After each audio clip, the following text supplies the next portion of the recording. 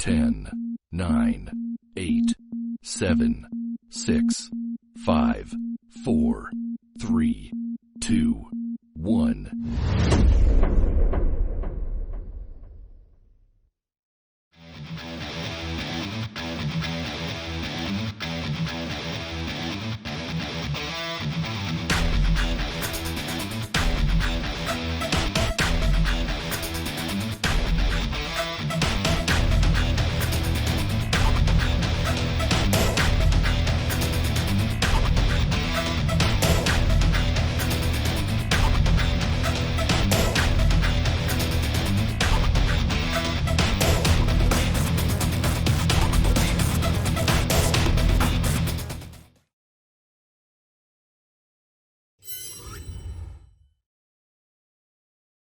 Welcome to another Wednesday Night War, everybody.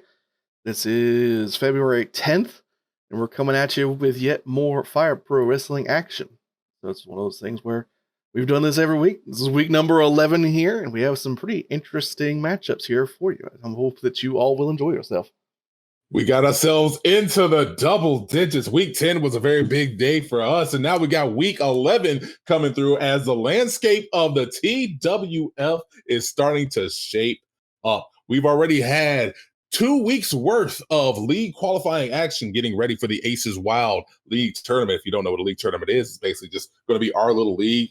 What would you call it? Not even a round robin, but like, you know, just like a mashup of matches to determine who's going to be our overall TWF World Heavyweight Champion.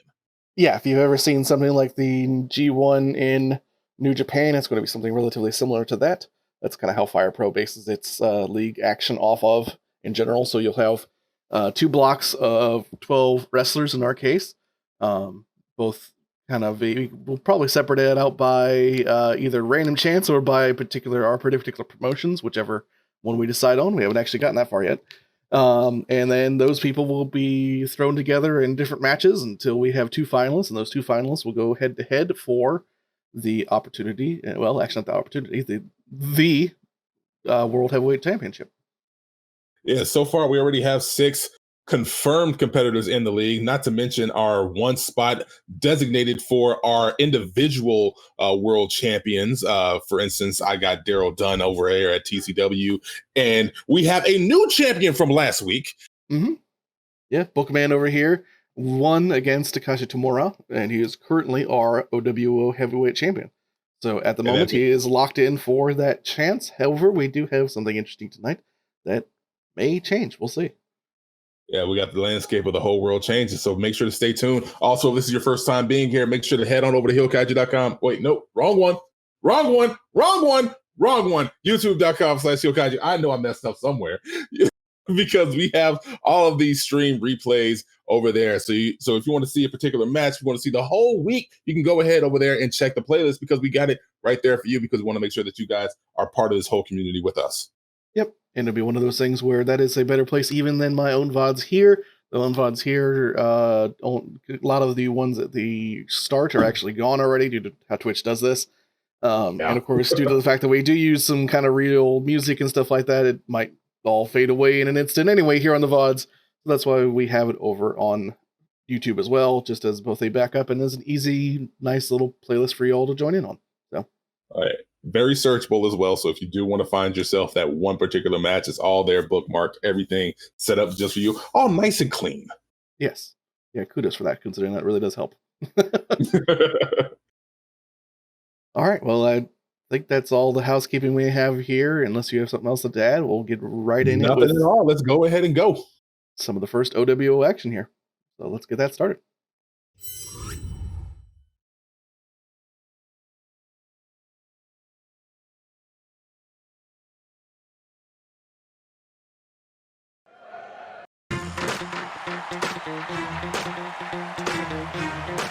Let's get it kicked off. Oh, wow. So what was the conversation like to get these 2 behemoths to join forces together?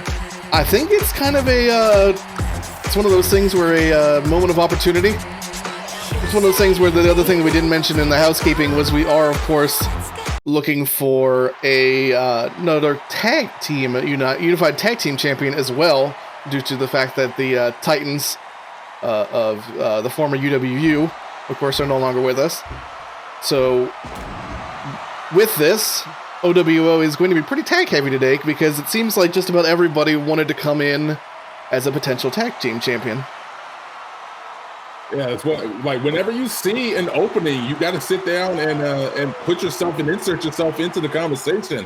What my mom always said was, squeaky wheel gets the grease, and if there is a wheel out there that's squeaking, you might as well apply that grease. Even though I think it kind of messed that analogy up, but don't pay attention to me. Match on. Strong start by Ale. Ale coming in with with Bob over there. We saw Bob's first match last week. He's still a freelancer, but it's one of those things where, if you're looking for a unified TWF champion, it doesn't necessarily need to be just OWO wrestlers involved, of course. So that's true indeed. Looks like Ale tapped a freelancer to be his second. I mean, you could say that that's a matter of fact that he knows that where to find the talent, whether it's inside TWF or not, or you can put it to the fact that everybody in OWO doesn't want to mess with Ale. Oh, there goes the ref. There goes the ref. It seems pretty common that OWO refs, or Lindsay specifically, tends to get hit in these tag team matches. I don't know why. We need to start putting some padding on her or something. Make her walk around like she's covered in bubble wrap. Make her look like the Stay Puft Marshmallow Woman. Yeah.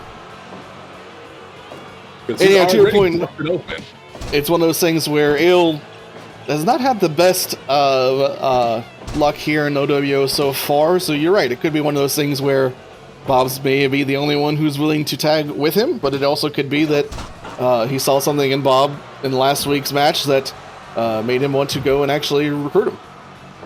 Now, Bob is not like somebody who Ale would usually consider himself wrestling with, because you see Ale Koeman come out with no music. He's just straight up fists and fighting, and if I could use a football term, like 3 yards in a cloud of dust level of football. So it's like that in wrestling form when it comes to Ale. So like teaming up with a guy like Bob, who is generally very 80s, very old school grappling style of wrestling, I don't know if it's like the styles might complement each other, or they might, cause an even greater schism in terms of who Ale can actually team up with. Yeah, it's one of those things where you almost think that Ale would come out with someone who's more MMA inclined, someone like Melitza, who they've fought against before, and here we are with the guy who calls himself the Rock and Roller, comes out to music from the 70s and so on and so forth. You're right. So it's a little bit of an odd pairing. We did see that apparently they at least made an agreement not to come out to music this time, although that didn't stop Bob from doing his little dance. So, like, hey, sometimes when you have music in your heart, you just dance forever. And already we got Alysha with a little bit of trouble with that dragon sleeper from Bob. Nice little closed fist jab. Yeah. Some pretty quick touch work between the two of these, Bob and Ale Koeman so far. This is the first time I think we've seen Ale in tag team action, because we've only seen him usually in SWA action, right? For the most part, he's been in, a standard wrestling match as well. I think actually this is this first tag match for all 4 of these people.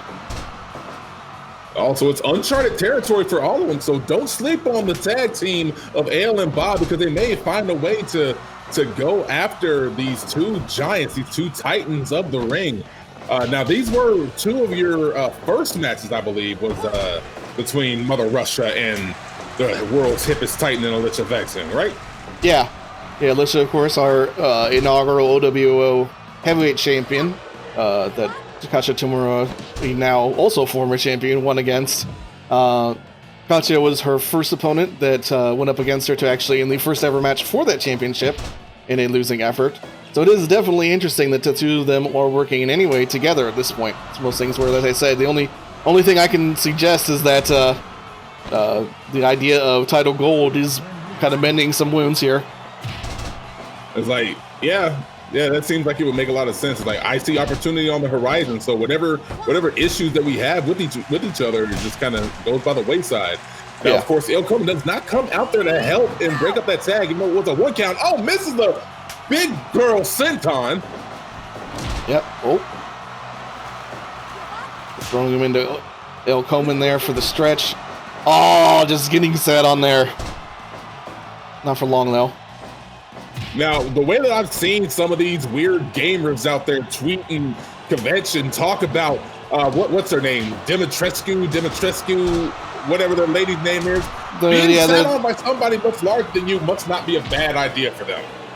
Yeah, it's one of those things where I can only say that if you do it in this in a wrestling ring, especially, they're not doing it for fun. It's one of those things where you'd be running out of air pretty quick. But I mean, hey, look, if that's your thing, that's your thing. I mean, I am not one to kink shame, but I am one to kink shame. What's wrong with you? I just know I wouldn't want to be in the ring and have that happen to me. Let's put it that way. Oh, the missed lariat right there. Russian leg sweep on the Russian. On the Russian, yeah. So wait, if it's a Russian leg sweep and you are Russian, is it just a leg sweep? I don't know. Sort of like an Irish whip. If an Irishman does an Irish whip, is it truly an Irish whip? Or is it Irish whip squared? Yeah. Nice little hammerlock with that little leg grapevine across the neck. Oh, and there goes the ding ding. Oh, yeah, they'll get coming in for some nice takedown. A little bit of a schmoz here as just about everybody comes in to support their tag team partner. Double team action. Double team action. Big power bomb. Got just showing off before giving the drop drop punch there. Oh, speaking of tag team action. Tag team action. Ooh.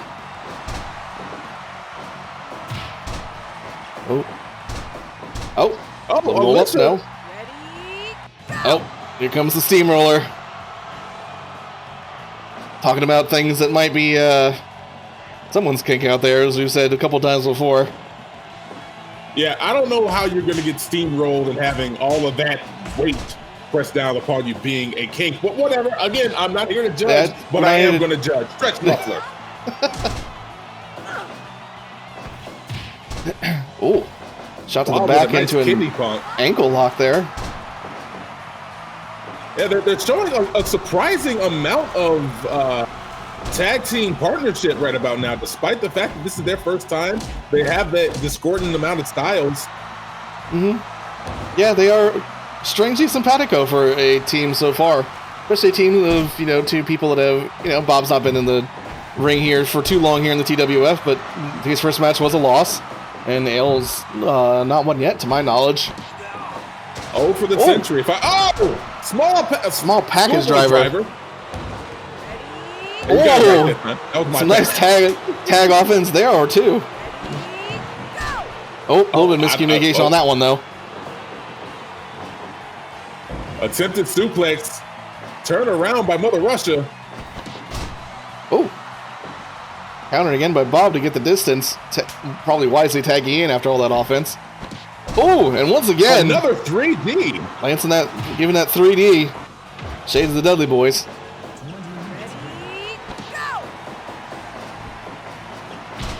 Well, that running, sliding lariat again. Giving it to him again.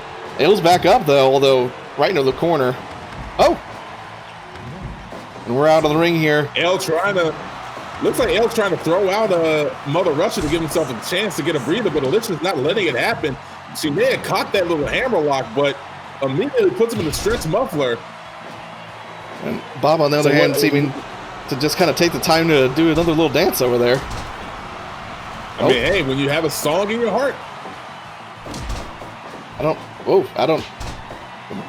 Strange communication there, but it seems like Alysha didn't really need the communication. She just kind of needed to steamroll over everybody, and that seems to be it. Bit of an odd end to that, but we do have a definitive winner. At 21 minutes, nearly 22 minutes, a great match, I'd have to say. The crowd doesn't think so, though. 78's not too bad. It's not the worst. 2.5 stars. Well, you've definitely had worse. Oh, God, we've definitely had worse. But there you go. We got a nice little victory for the new fledgling tag team of Alysha Vexxing, the world's hippest titan, and Mother Russia, Katya Vlcek. Now, Koeman continuing his losing ways, and so too is Bob Alden in a losing effort. Now we'll see if they get another chance somewhere down the line, or maybe this little partnership may dissolve. Who knows? We'll see. Yeah, maybe just been, as we said, kind of a moment of opportunity. If we win, great. Maybe we'll be put into whatever sort of a tag league or whatever we decide to do with those tag titles. Whereas, with a losing effort, it gets a little bit more complicated because it's one of those things where God only knows what they end up both doing now. So, but I do know what we're going to be doing now. We'll be moving on into the next OWO matchup in just a moment here.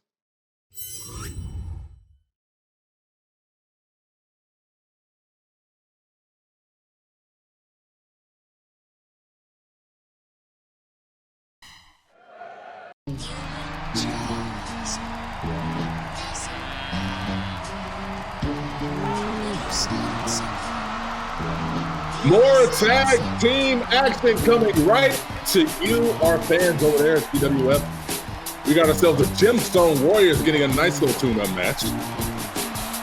Yeah. Now, it's been a while since we've seen the Gemstone Warriors come together for a single, tag competition in some time. Yep, it has been. We've, of course, seen Red and Darios in separate matchups. But this is the first time they've been in a tag team situation for quite some time. And, of course, here we have another kind of newer tag team here. Keona Masaki and Trixie Eclipse. Yes, this is the first time that they're actually matched up. Matter of fact, I think it's the first time they've had tag team competition, either of them. Yep. Now, Trixie Eclipse, they got themselves into the league, I want to say, first night. Yeah, they are already qualified into the league, so it's one of those things where if they have a good outing here as a tag team, it'd be kind of interesting. They could potentially be going for two separate leagues for two separate unified champions, which would be one hell of a win if they could pull that off. Oh, yes, indeed. That's one little resume topper right there for them. So far, Trixie doing all they can to put Darios away. Ooh, nice little sequence there. Really doing their best to try to keep him on the back foot. Now, Red also got himself a nice little entry into the league with a surprise victory over Denora Alara. Really hitting a nice salvo against True in their attempted monopoly into the league, at least as it stands so far. Yeah, it's one of those things where that was their third person that they were going to be putting into that league, and two out of the three at that point were successful. Denora being the only one so far that out of the four of them that has failed, with Aiko has not yet been in the league qualifier yet.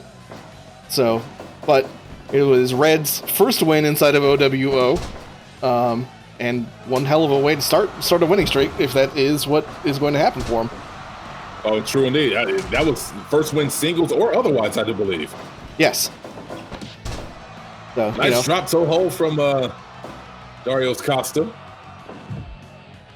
Goes him into the corner, but right into no man's land.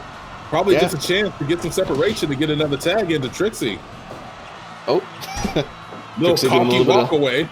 So doing a little bit of showing off there. Attempted backslide, but got him right too close to the ropes. Yep. Trixie showing that they've got no qualms with being in the wrong side of town, letting them get their tags in and still going after each other. So far, it has not bothered them at all. Yeah.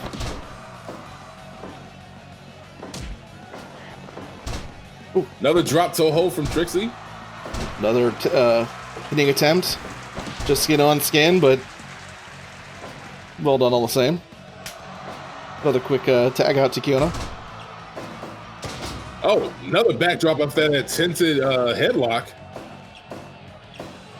Ooh. So far, we're seeing a lot of very technical wrestling right here. Not a lot of short holds, a lot of drop toe holds. Yeah. One of those things where we've said normally when the Gemstone Warriors come out, they're known for their high-flying style, but it's one of those things where they always seems to forget that they are also pretty technically proficient wrestlers. Red, especially with his ground game, but even Darios has some more hard-hitting, sort of, not quite bruiser or anything like that, but definitely some hard-hitting offense in his repertoire. You could definitely say that they're just trying to feel each other out because, again, this is their first time playing against each other on these tag team on the tag team stage. Mm-hmm. Oh, those high kicks from Keona, very vicious, but just gets met with the dragon screw.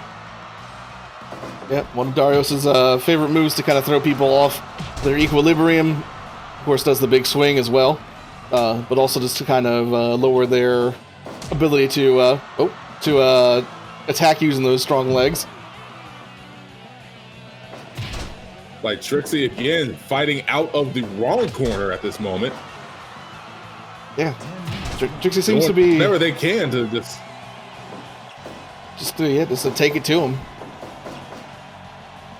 It's one of those strategies that you look at and go, you know, hey, it's definitely putting on a good show, but I don't know if it's necessarily the best strategy in the world. But at the same time, it seems to be working for them, so who am I to judge? Oh, Red now in... Same thing, getting Trixie up onto the ropes. Oh! Oh! Rolling armbar off the top rope, getting the crowd excited. Oh! Oh, and reverses the powerbomb into a DDT. Powerbomb. It's one of the first times we've seen that one from Red. Pulling out some new offense even in a match like this.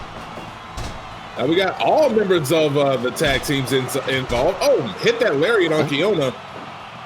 Keona and Darios, the legal people at this point. Oh, nice combination. Into the long bucket straw. Just two. Red seeming to be confident that Darios had that one. Keona finding herself in the wrong situation right there. That Northern Lights bomb. Northern Lights bomb into a Paradise Lock, unfortunately in the ropes. Oh, Koji Clutch, probably in the ropes as well, yeah. Yes, indeed. Got her legs up there on the bottom rope. Catching those Muay Thai kicks right to the midsection. Yeah. Those things where it seems like, once again, they were so concerned about getting that offense in that they weren't keeping in mind they were so close to the ropes.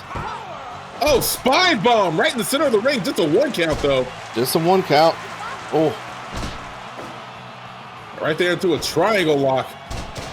Into a dragon screw. Dragon screw into a nice little cheeky kick to the back there. Red is showing that while he does like the good lucha things, as Kalisto has once said before, he is definitely a ground game expert, doing whatever he can to put the much bigger Trixie on their back foot. And there goes that double team action right in the wrong corner. And Trixie a little bit in trouble now, having had, although I said that right as they do these mounting punches, technically illegal. It's one of those things where we always say outside of no DQ in a standard wrestling match, closest punches like that are not legal, but... Oh, sliding drop kick right to the fallen Darios Costa gets a real quick immediate tag in. And Red keep going for those headlocks, but keeps catching these backdrops. And a spinning kick from Keona. Nice DDT there. Oh, into the corner. Whoa! Oh, wow! Some slingshot offense from Keona there. All that. I have no idea. Happened so quickly, I'm not even really sure how it hurt. Like a flipping springboard arm drag. Super kick from Red Alessandri. Drags her closer to the center of the ring. Misses the axe kick, misses the spin kick. It's kicky time. Definitely a lot of leg-based offense from both these people at this point. Trixie not a legal person. Leaving with some kicks. Kick combos. Oh, leg hold. Darios coming in for the breakup. Very smart to get in there. Hits the DDT on Trixie. Trixie might be in a little bit of trouble. Oh. Hockey pin. Hockey pin. Another dragon screw to the leg of Trixie. Brainbuster on Keona. Ready to get your tag out to Darios. Hits the DDT before it finds his way outside the ring. This is some quick Body back and forth press. action right now. It's hard to tell who's going to be getting the win on this. Yeah, I don't know. Apparently needed is Trixie. Takes it back right there into it. Oh no, tres amigos. Unfortunately, a little bit too close to no man's land, but gets all three amigos off either way. And here we're seeing it, the big spin. Airplane spin from Darios Costa, as you said, messing with the equilibrium makes it harder to figure out where you are in the ring. Follows it up with a big swing. Yep, big swing, although it was a little too close to the ropes. Technically, it's one of those things people seem to forget. Big swing is technically, while they're swinging, a hold, essentially. They could technically tap out in the middle of that swing if they have had enough. That double spine buster from Trixie Eclipse. Keona with a test of strength into a monkey flip. Monkey flip there. Off the ropes. Nice kick combination into a... What was that, a sure knife? Flipping all over the place. Spinning cutter? Still a little too close to the ropes after all those flipping. I think she kind of lost her place on the mat, on the mat with all that flips, but definitely was damn impressive nonetheless. Keona has ended up being one of your much more successful signings when it comes to the freelancers. I'm actually very impressed with what she's been able to do. Coffin drop by Darios. Taking a page out of his partner's playbook, of course. Got a near fall out of it. Darios and Keona. Keona once again winning that test of strength with a monkey flip, going into her flippy kick action here. It's doing enough to keep Darios on the ground for a time. And we are now on the floor. No man's land. Now, this is your first time watching us. It is a 20 count outside the ring. They got 10 more seconds. Poison missed. Not really sure. Seemed it was from Trixie, but I don't know who was really aimed at. Also, no longer certain really who the legal people are. It looks like it's Trixie and Darios now. I also, because we are getting pretty close to it, have to say we are running this match on a 30-minute time limit. If there is no definitive winner, we will be going to a judge's decision. Cozy clutch near the ropes. Somebody needs to come up with it. At this point in time, though, you're expecting there to be just that one move, that one moment of hesitation, that one mistake that could end this match at any given time. Yeah, with 3 minutes left in, it's one of those things where we are seeing the big moves come out from all of these competitors. So they don't want this to go to a judge's decision. They want to make sure that they're walking out winner by default. Keona with the rocker dropper on Darios Costa. Red on his way out. Darios looking a bit worse for wear here, although gets up. Has the strength. No, once again into the monkey flip to the outside again. The ring. We may be going to one of our first time limits here in OWO if this keeps up. We have only 1 minute left here. Yeah, we're getting there. Although it's one of those things where 60 seconds for a pinfall. 60 seconds to a pinfall or submission. Big iron claw, no. 40 seconds. Spinning kick. Just 30 seconds left. Buzzsaw kicks missed. 10 seconds. And that is it. We have a 30-minute draw here, which means, of course, it will go to a judge's decision. And it seems the sound guy may have already been alerted to who may have already gotten that, but we'll get the official word in just a moment here. And there you have it.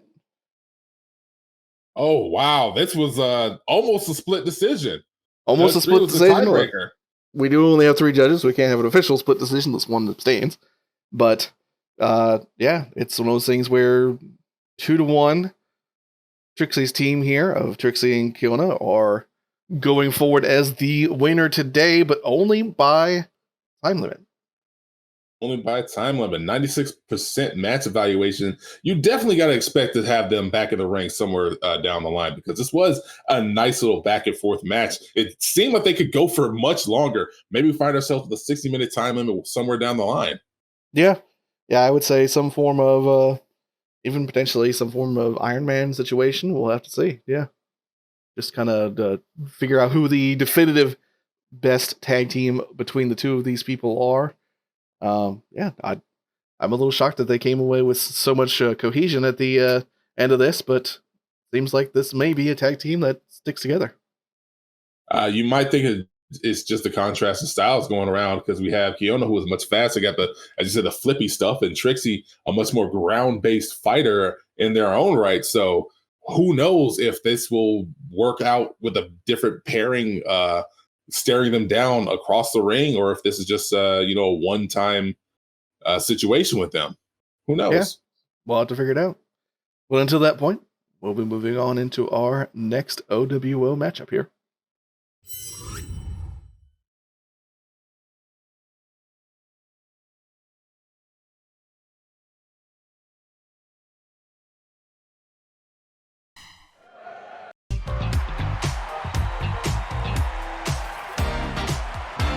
Now, rumor has it that the reason why they're called Fight Money is because both Xain and Enyo forgot the name for winner's purse.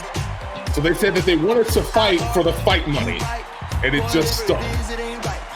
I can't confirm or deny that, but you know what? With these two, I wouldn't necessarily say that's out of the ordinary here. And here we have a little bit of a special guest coming out here. Oh, Drago Nommz has a partner. He does indeed. We invited not only freelancers, but a member of your crew here from the TCW.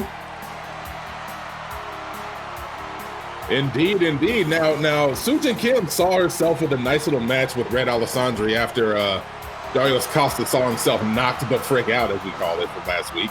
Yeah. A really good showing with Red. We thought maybe she might find herself as a member of the Gemstone Warriors somewhere down the line, but right here she has her own partner, as we said, one of TCW's own, Drago Nommz. Now, this is going to be an interesting pairing right here, because Drago Nommz has a one-on-one victory against the Matthew Gremlin, the Atomic Waifu, Xain Alopex. Yeah. They, I've heard tale that Drago with that, Nommz, has been going around calling himself the unofficial, unrecognized TWF Unified Gremlin Champion. And all that's true, I guess. It is both unrecognized and unofficial. But I can confirm now we currently do not have a TWF Gremlin Champion. Well, then again, for a time, there was the $1 Million champion that wasn't real or official, but it was defended time and again. So maybe we will find some way that we get a Gremlin champion. Maybe Drago Nommz will go to like Michael's craft store and create his own championship. Yeah, I suppose that is a possibility. So, well, we may indeed see the day where we have the Gremlin champion, but as of right now, all that was said was in fact true. It is both unofficial and unrecognized. If you want to keep score at home, I guess go right ahead. But just put a big C in parentheses next to Nomm's name. Might be the only time he gets a C next to his name, but who knows? Well, yeah, we'll have to see that as well. Yeah, see what I did there? Running back and forth, Su-Jin Kim with a drop kick, sending Enyo out to the ring. Immediately re-enters. Doesn't say not for long, though. Oh. Going back in the corner. Attempted kicks and knees all around into a drop kick that sends Enyo down to the ground. Middle of the ring, but then an irate might be enough to... Oh, another knee. Oh, yeah. Just left Enyo with a... looks something like a V-trigger of some sort before leaving him. Drago coming in once again, the two self-professed gremlins of TWF here. They got a lock, one of Xain's favorites. Definitely one of the favorites. Just eats that spinning soul butt. Yeah. No recognition of that move, but then right there into that Romero stretch. Yeah. Nice Romero stretch and a Koji clutch here. It's kind of going through all of his favorites, it looks like, at the moment. I guess he figured since he wasn't able to get that victory, he might as well just stick to what works for him when he's in the ring. Yeah. Xain has a pretty nice record in TWF right about now. He does. Both singles and tag. Yeah, both singles and tag with who he has worked with in the past. It's a pretty solid record, I have to say. It's for a person who, maybe going after at some point an unofficial title named the Gremlin Champion. It's one of those things where he actually does have probably enough chops that he could be going after something like the OWO Heavyweight Champion at some point. Or the really perhaps the Junior when we work that in. Exactly. Short diving body press from Su-Jin Kim just gets a 1 count. And immediately right there into that modified figure 4. Kneeling figure 4, basically. To the short arm super kick. Su-Jin finding herself in a little bit of trouble. Gets Drago Nommz to tag in. Immediately hits a soul butt right to the kidney. Once again, gremlin on gremlin action here. Looking like two brothers in the backseat of a car during a long road trip saying, I'm not touching you at the moment. Speaking of, I do have to say I have some reports from the... let me just point out that Drago over there is showing off pretty well. But some reports that Xain has actually worked a little bit on his repertoire since losing to Drago and has come up with a new finishing move. So we may see that as well. It is no longer his turn on the Xbox. Well, he lost the rights to the Xbox. Matter of fact, I think Drago Nommz officially padlocked the Xbox to make sure that Xain does not get a turn on it. Yeah, right. Well, maybe that Xbox will be the unofficial title Gremlin champion. Just passing. It's kind of hard to dangle an Xbox from your title belt. Yeah, well, maybe it could be like a trophy, Like the Andre the Giant Battle Royale, you could have the Xbox Invitational. Just a spray-painted gold Xbox. Yeah. Ooh! Oh! Springboard spear from the outside by Su-Jin. Nice little move. Exchange of blows. That knife-edge chop brings Enyo down, but takes a little bit out of Su-Jin Kim herself. Reverse Irish whip. Nommz trying to get involved, but gets himself thrown and yeeted outside the ring. Yeah. Look at the arm. No. Su-Jin rolling nicely into a back mount, but unfortunately gets countered. Seems like that's it. Moves it to that rolling knee bar. Oh, decides to give snap suplex. Xain one more before leaving. Here we go. Oh well. And there it went. Takes the back right into a sleeper hold near the rope, but Xain can't get there and break the hold. Rolling headlock.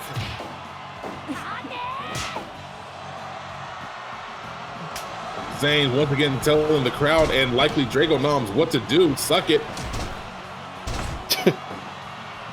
Nommz going for that back mount, doing some fancy moves there, not seeming to realize that his opponent was no longer Xain. Enyo was now the legal person.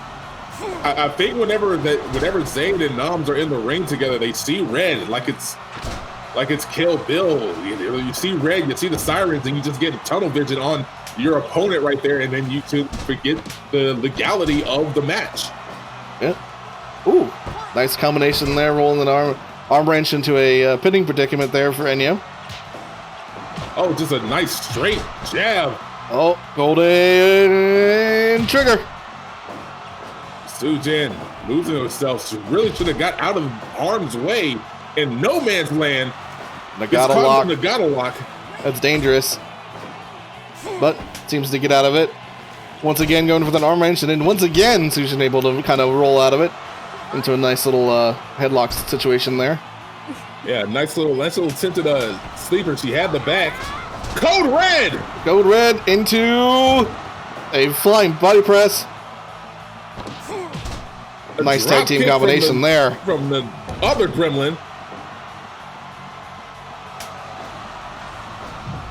Xain putting in Enyo, and you're just kind of doing what she does best, just kicking the crap out of people, and continuing to do so. Catching a soul butt for her own. Oh, that one kick is enough. Roll up. Go to sleep. And that disrespectful pin cover. Yeah, unfortunately, perhaps a little too cocky.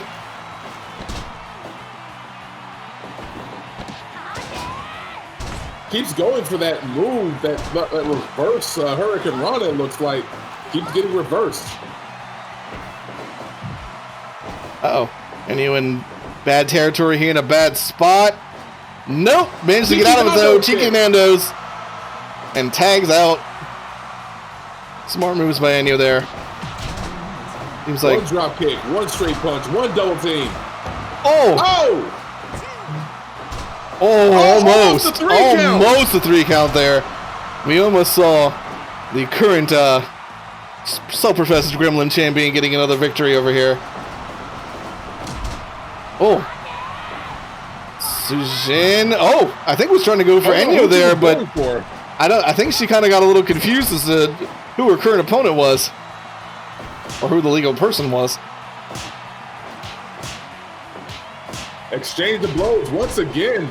Enyo this time gets the win off that powerful strike to the head. Oh, there's that backslide, but too close to the ropes. Even in their corner. Goes for the sprawl, gets caught. Nah, doesn't get it. Oh, try to go for that octopus. Didn't quite get it. Rolling pop. Body press from Nommz. Oh, another near fall. Once again, near fall. Stunt rider stretch right there on Nommz. Radio stretch on Nommz, and that's it. Enyo coming out here with the new music. The not quite so new tag team, but getting a victory over the self-professed Gremlin champion. Does that make her the self-professed Gremlin champion now? I honestly, it's a belt that doesn't exist, so why not? I would say, maybe Drago would have something to say about that, but again, belt doesn't exist. We're going to have to send somebody to the backstage just to get some conversation, get some interview with Drago Nommz. Put up a really good match. That rodeo stretch, though, just enough to take him out. It's really hard to withstand basically getting your shoulder blades touching against each other when somebody wrenches your arms back like that. And that's just the nature of the game. Yeah. Yeah, it's you put it well. It's one of those things where it's a hard one to fight off against, and especially after a 20 some odd minute match and a pretty violent one at that. It's one of those things where we saw a lot of back and forth and a lot of angry attacks between the two self-professed gremlins, and even Enyo and Su-Jin. It's one of those things where it may have been a bit more of a civilized match than the two of them were in, but they're both known for their pretty aggressive fighting styles anyway. So even if there's nothing personal between the two of them, they're still going to go out there and do 110%. Like, for instance, that slingshot spear, which was incredibly vicious. Yes, yeah, that slingshot spear was, I think, probably could have been a game changer. Thankfully, it seemed like Enyo was smart enough to tag out when she needed to and maintain that kind of tag coherence, and it definitely paid off in the end. All right, and with that, we will move on to our next OWO match in just a moment.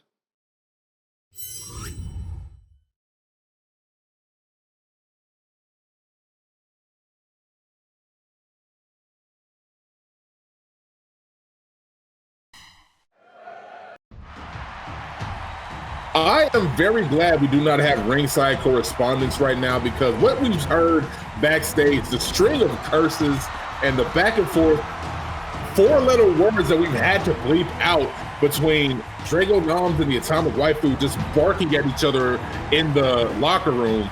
It's just not pretty. Yeah, and well, to move away from that for just a moment, we do have all right. This is going to be interesting, to say the least. 2 crowd favorites. 2 crowd favorites indeed.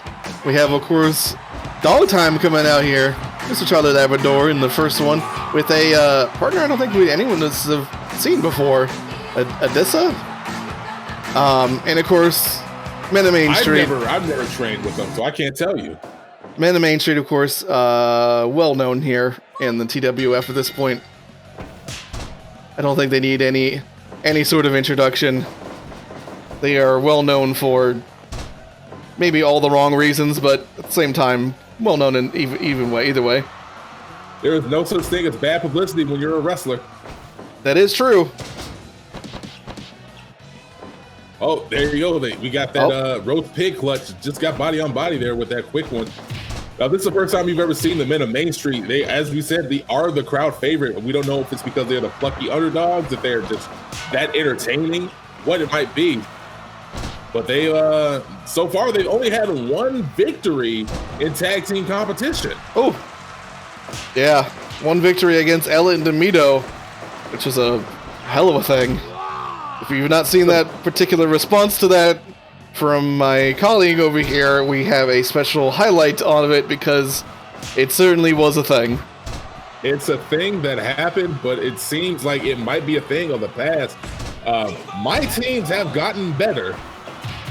They definitely have. They definitely have. I will give them that. And they darn well should have after that particular performance. Oh, yes, indeed. But still, it earned I won't say earned Elda in the media. It earned the men of Main Street even greater recognition for their work inside the ring. Mm-hmm. Total elimination on Adisa. Yeah. Some surprisingly decent little tag play there between the men of Main Street. One of those things where I think for plenty of good reasons, people kind of put them off as a comedy duo, perhaps. But it's one of those things where, as we said, they got a win against Ellen DeMito, and perhaps, they may have been playing a little fast and loose because they thought they didn't necessarily have the full respect for the team. But hey, it just goes to show when you don't have the full respect for the men of Main Street, they can surprise you. Indeed. Now, some of you might be too young for a movie known as The Little Giants, but sometimes all you need is just that one time. 99 times out of 100, you could lose, but all you need is just that one time. That one time could be now. That one time could be a year from now. Doesn't matter. You just need that one moment of victory, and they got it that one time against Elden Demito. Maybe they can get one more against this hodgepodge team of Charlie Labrador and Adisa Mensah. Mm-hmm. Perhaps. Oh. Curtis is calling for more here from Labby. I don't know how smart that is. We'll see. And no, not particularly smart. No, just eating those soup bones from the big pup. Oh, fighting all comers, though. I guess they're not soup bones if it's a pup. Maybe which bones? Dog bones? Dog bones. Oh, nice little camel clutch there. Going for, no. Those little shaky legs. Power bomb or something, but already taking enough damage to put him on shaky legs. Mickey here, of course, much from Adisa.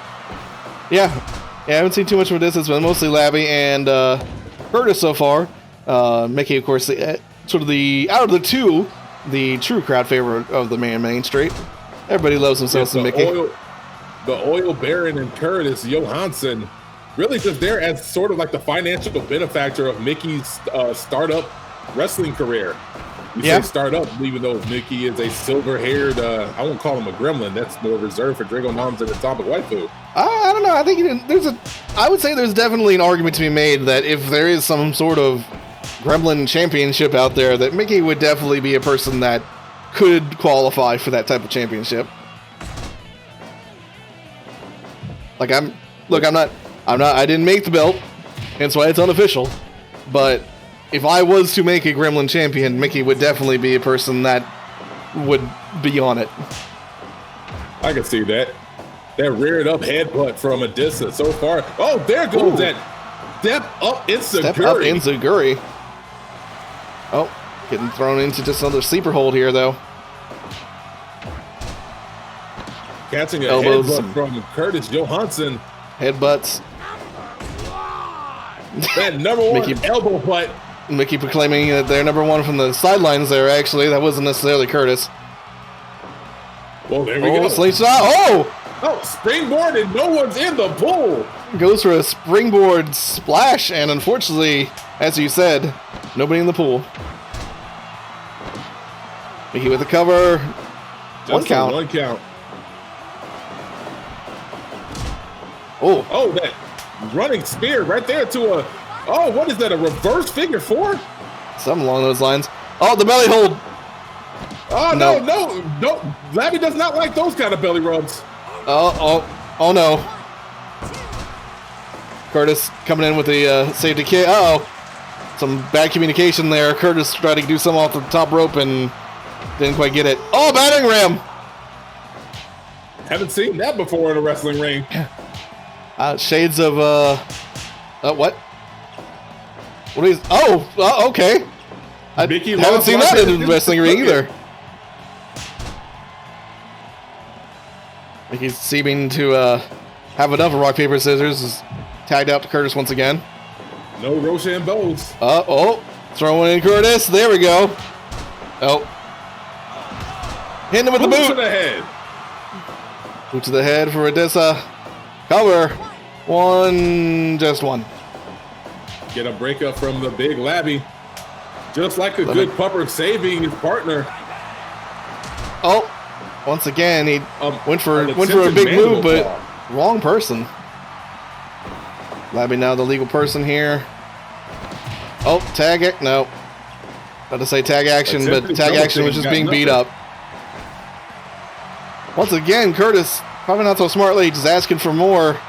A little bit of coin. Seems like it was heads. Elbow drop from the top rope. Curtis is really putting on a surprising amount of offense this match around. Mickey calling for number one. Big boy. That big boy. He did it! He got it! He's done it! 1, 2. Near fall from Mickey. He hit the move. He hit the Main Street Grand Slam. We've seen him try it so many times. His first time in the match. Senton, big boy. I think that's a match changer though. Near fall onto this little ragtime tee by the Main Street. They may actually have another chance to get win number 2 here. Step up Insecurity from Adisa, but Curtis is up but a little dazed. That spinning soul but drops him down. This is very exciting right about now. It is. It has gotten suddenly exciting. It's one of those things where the big splash. 2. Another near fall. The big boot. Boot to the head. I think this one might actually be bleeding from that. Blood all over the floor. Another near fall. Bobby saves it at the last second. Mickey's saying he's number 1. And he might just be. Off the ropes. Sleepy Time right Junction. He's going for another. No. Oh, no. This is what we normally see. In this match. He's only got 1 in him, at least so far. Tagging in again. Doing some combination offense there. Mickey dodging the short drop kick. Short drop kick. Mickey put him outside. Mickey's feeling himself. Yeah, well, feeling that punch to the head there. Yeah. Let's see. That to Adisa. Gullian chop. Fork to the groin. Adisa on the top rope going for something. That short drop kick, but Adisa is dazed. You gotta believe those loaded boots. Boot to the head. Cover. 1, 2. Near fall again. And once again, Mickey on the outside going for the Grand Slam and doesn't make it.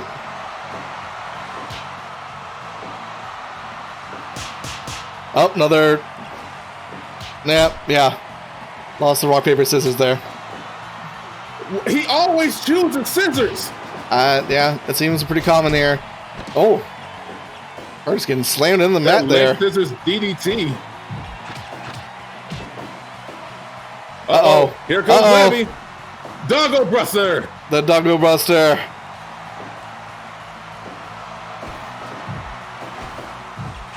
We have competing chants right about now.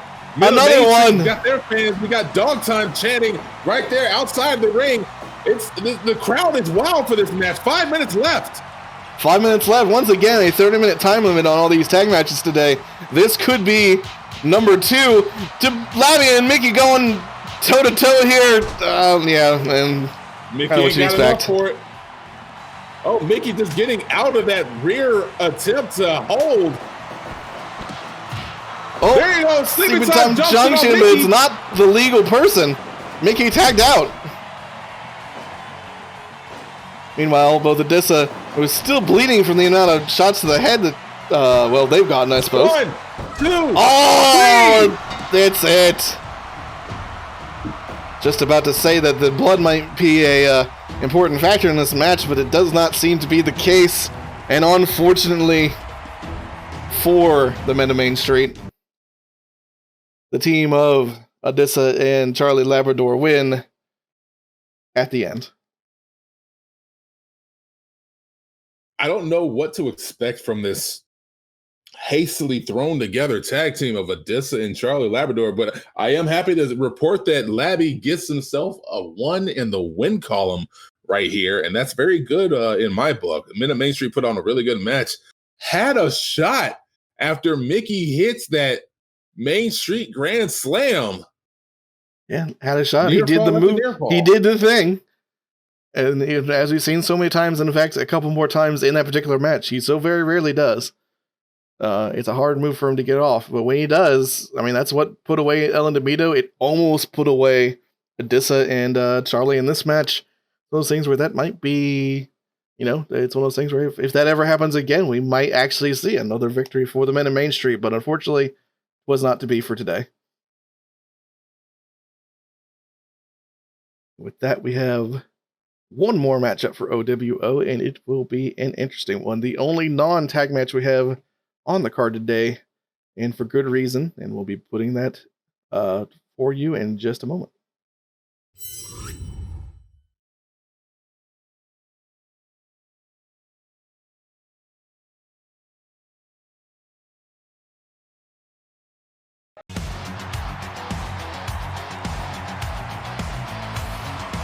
And here we have it. It's time for our main event. Main event of OWO, and what a main event we have coming out for you. First here, of course, Kingathan Deadlan.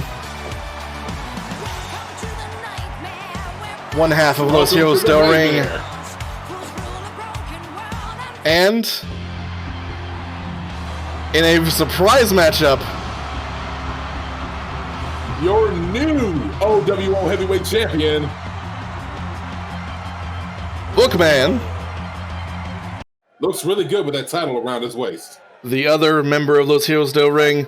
It's one of those things where there was some talk, of course, both of these people, a well-respected tag team, both partners, both have done wonderful things in the ring together.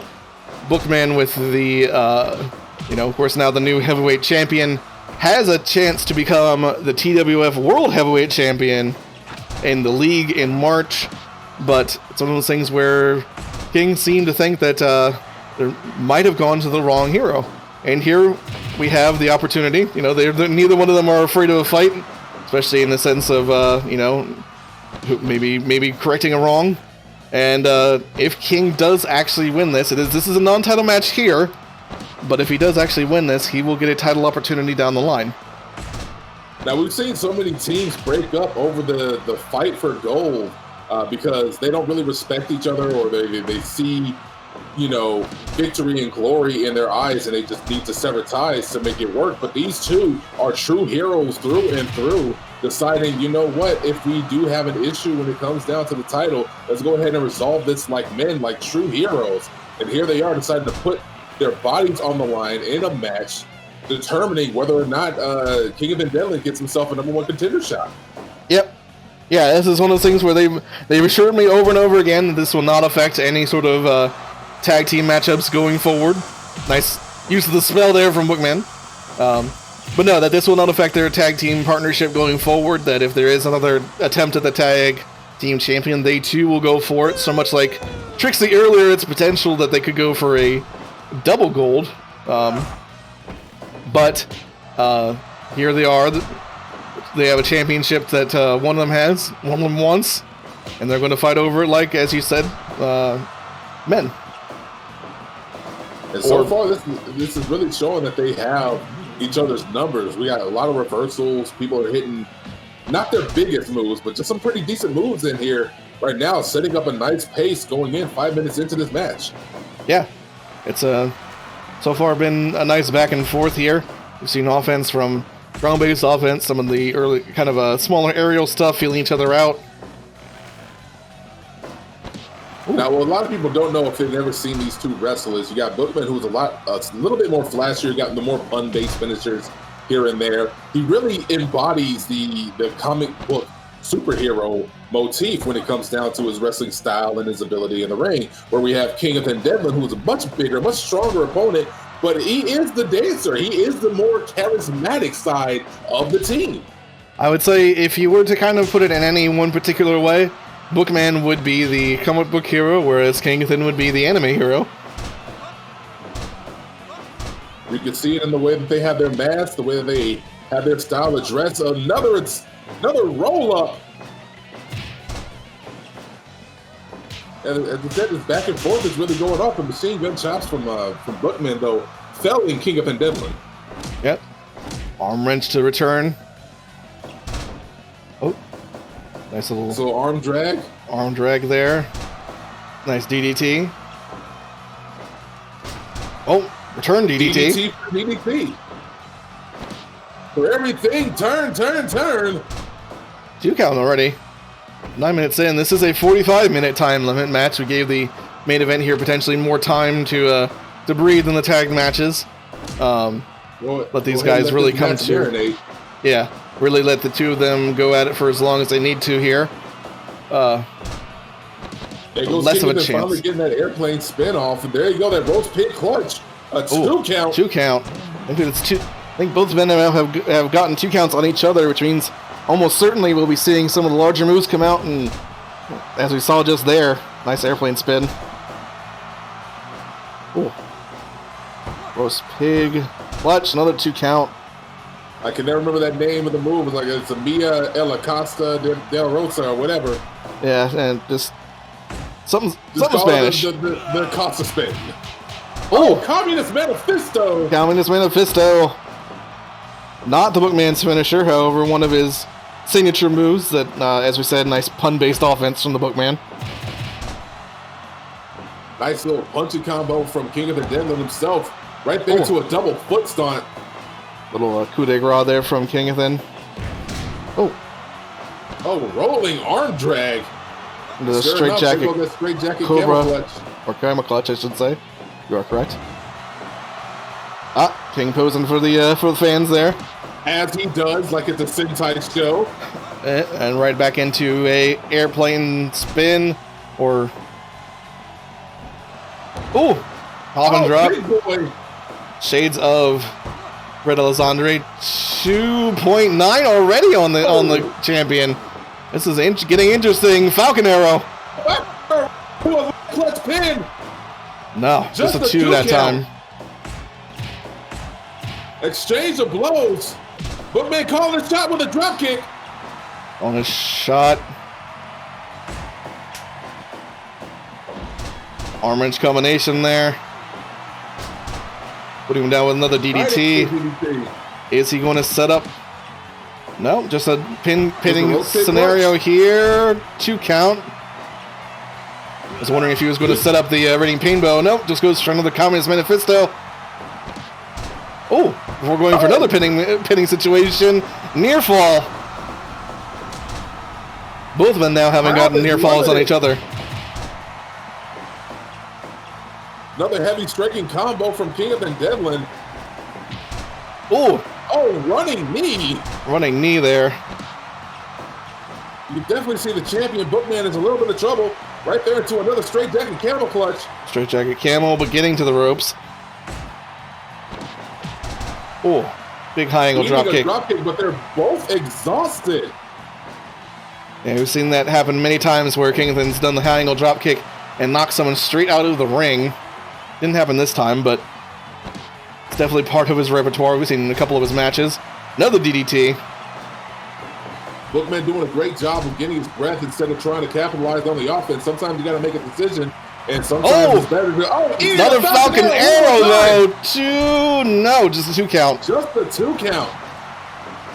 Dangerous territory, right into an airplane spin. Right into an airplane spin. A long one too. Calling for something here. He's going to do another double stomp. No, coffin drop. Bookman actually might be in trouble here, but sweat in the eyes. Malfunction at the junction. Malfunction at the junction, indeed. Gives Book a time to potentially regroup his momentum here, though. Ooh! Running from one ring to another.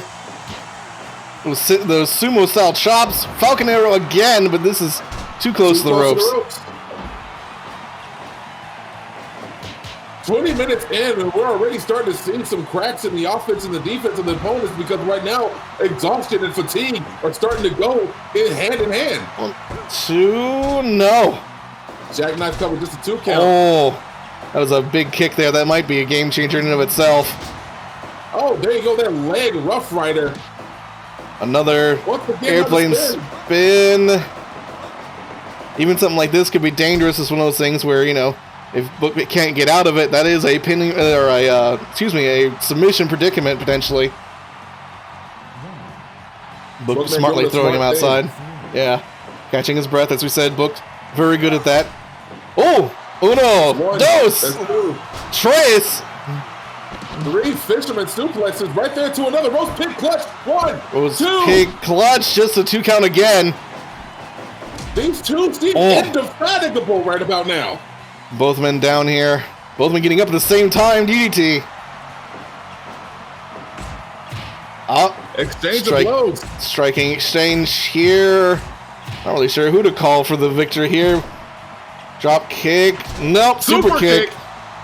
Well, they're both laid out. Both down and both back up almost immediately, but once again the Falcon Arrow, but I think once again in the ropes. Yep. Philadelphia's Bruce calling it. Back into the spin. Down the center of the ring. There is no getting out of this unless he fights out. And if he fights out, well, looks like he might have. Yeah. Oh my goodness. And that's it. That's it. I saw that coming when he put it in. Just from the airplane spin directly into that Cobra clutch, that straight jacket Cobra clutch. Or camel clutch. Keep getting that wrong. Yeah. A 100 match evaluation because these two know each other so well. Who knows what could have been the end with this match? It could have been anything the way it was going. It could have been that Communist Manifesto, could have been that airplane spin. Who knows? But that does spell a change in the makeup of the championship picture leading into the league, which happens in March in a couple of weeks. So does that mean Kingathan Deadlan gets himself a title shot against his own partner? He does. He gets a title shot against his own partner. That was a step that they agreed upon before they walked into that ring together.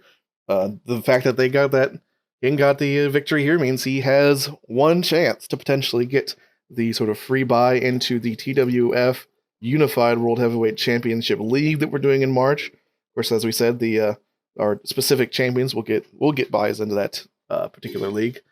So right now, Bookman has a free pass. That doesn't need to go into the qualifiers, doesn't need to do anything. He gets a free pass into that. If he loses that title, and now it's one of those things where that's a possibility before the league happens, he may have to fight his way into the league the old-fashioned way. And wouldn't that be a thing, seeing these two go at it for a world heavyweight title? Well, yes, indeed. And as you said, you only get one shot. You only get one chance. And his one shot may or may not include Mom Spaghetti on his sweater. May or may not. But I definitely will. If this was any tell, it'll definitely involve some damn good matches. And with that, this has been OWO. We'll be moving over into our TCW portion of our match lineup in just a moment here for you all. We have some pretty interesting and decent ones there as well, if I may so say myself. So stick with us, and we'll be right back at you in just a moment.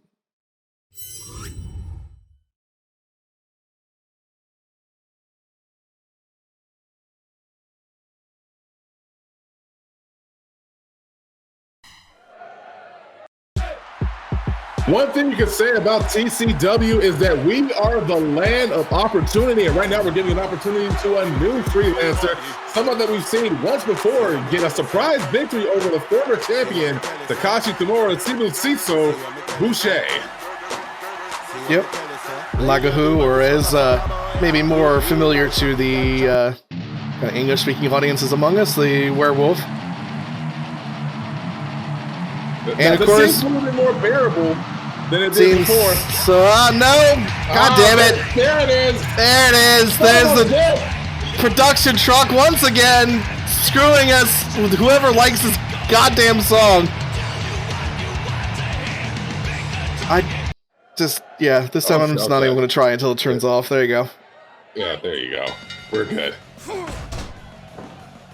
Oh, that backhand from Franco Silva. Now, Franco Silva, another one who got himself into the league qualifiers, stepped his game up from a few weeks ago to now being a much, much more dangerous opponent for people to go up against. Amplifying its striking and takedown game. And sure enough, right there, that uppercut just flooring Sibusiso. Yep. Didn't seem to floor him for too long, though. Threw him off when he tried to do the sort of mount position. Oh, yes, indeed. Yes, indeed. Now, earlier in the TWF career, he got himself immediately taken out by Andre Tyson with that nice submission. And since then, he's been really stepping his game up, as we said. So let's see how he handles this new freelancer. So far, he's trying to keep up with his game, taking these little punches, making sure his stand-up game is on point. Oh, and then we got the biting. Oh, looks like... And already it looks like he's busted open after... Franco. Yeah, might have opened up a wound there already. Now, when it comes to fighting, I don't know if you've ever been in the ring yourself, but if it comes to fighting, how does it affect, your breathing, your focus when you have an open wound? It's almost always negative, not surprisingly.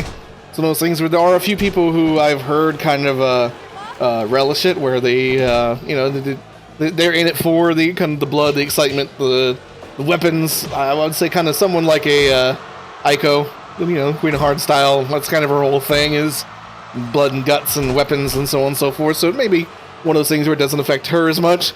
But for your normal average wrestler, even someone like Franco Silva, who I'm sure is no, blood is not exactly a foreign idea to him. But it's going to ruin your concentration. Going to ruin your breathing. Well, so far it's really amplified his attempt to try to end this match as quickly as possible. That knockout combination almost brought it down right there to that spinning out hammerlock. Yep. And right again, right to a sprawl. Oh, but countered. Sibusiso gets out of it with that rear water wheel drop, but catches a knee to the midsection. There he goes, taking a pledge to the fall and making sure the crowd knows exactly who they're fighting for. Yeah. Oh. Wrenching a head over his entire body there. It's a lot of weight to be throwing over yourself. True indeed. Ooh. Oh, there you go. Nice little combination there from Sibusiso. Oh, that speaking of combination. Yeah. Once again pledging. I don't know, it's one of those things where it seems like Franco might be taking liberties or not taking this match quite as seriously. I think he should. This is a man who pinned a former champion on OWO, has already made him bleed, and yet he's sitting there doing pledges and this and that and other thing. I'm kind of worried that Franco might be not necessarily taking his opponent seriously enough. Might not. He's already a little bit exhausted, but that he is hitting him with these bombs right now. But it's all a matter of trying to put him away. Yeah. Once again with that nice little combo from Sibusiso. Oh, nice lariat. Now, we haven't seen Sibusiso actually pin somebody. Oh, that roll through right into a triangle lock. Yeah. Gets out of it. The win that he got over Takashi Tamura was a last man standing match, so we haven't seen him actually pin or submit anybody. That is true. So in a standard wrestling match, if he does win this, it would be by pin or submission. Standard wrestling rules. And it would be the first time we would see him win in that particular way. And sure enough, he had those nice little combinations into that little arm wrench. Oh, but Franco Silva's still slow to get back up. And then another bomb. Yeah, just one after another here. But it's still only 2 counts. And he's around 11 minutes in. Bloody. And you can see it starting to take its toll. You know, Sibusiso just plays the long game here. Yeah, he plays the long game here. And I don't know if this is the best way to do that. But if he does play the long game well, he might still be able to do this. Spirit Rush combination right there. Going blow for blow. Sibusiso can't handle it, though.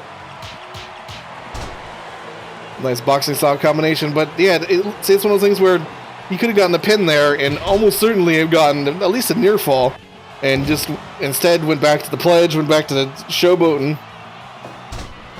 You usually don't see this a lot out of Franco, but for some reason he's just caring more about playing to the crowd, which again is not really in his repertoire. Yeah, it's one of those things where, you know, there are members of the Fallen that do that, but Franco's not normally one of them. It's part of what I like about him, but it seems like he's gotten a bit too cocky for his own good here. And I'm not saying necessarily he's about to lose, but I don't think this match should have gone as long as it has. Let's put it that way. Although, well, a near fall. Near fall from by Sibusiso. Wakes him up. Yeah, well, definitely gave him a shot of something there. Yeah, there you go. That might have did it. They probably put a little bit of fear in him that this was actually a real match. Threw out a nice combo. I might as well end this now. Yeah, throw a nice combo and then the music's back. Just shut it down. I can taste my thoughts. Oh, sorry. Yeah, well. Sorry about that. No, I've done that too. It's all right. We really but anyway, figure out who the truck really likes that song and just fire them at some point. Give them a pink slip, immediately. Yeah. But for what it was, that's a pretty high match evaluation, even though we got 13 minutes in. And Franco really did have control throughout most of the match, aside from that bite to the forehead, opening him up. Yeah, bite to the forehead, a few nice strong strikes from Sibusiso. It seemed like kind of he was trying to play Sibusiso, that is, Franco's game, and just didn't quite have it, as a lot of people don't when they go up against Franco in that particular manner. So I think, you know, if they meet again, maybe there'd be a different game plan. But then again, it's one of those things where no biting. Maybe no biting. But then again, it's one of those things where if they meet again, maybe Franco would be a little less cocky and a little bit more focused. So, you know, it kind of could. I don't know. This was a weird one, but Franco came out ahead, so I'm sure he's happy about it. Yeah, he's maintaining the momentum from getting into the league qualifiers himself. He's getting himself right back off the schneid. So, like, you know, 2-3 in a row so far. So, yeah, I think Franco's finding his stride here in the TWF.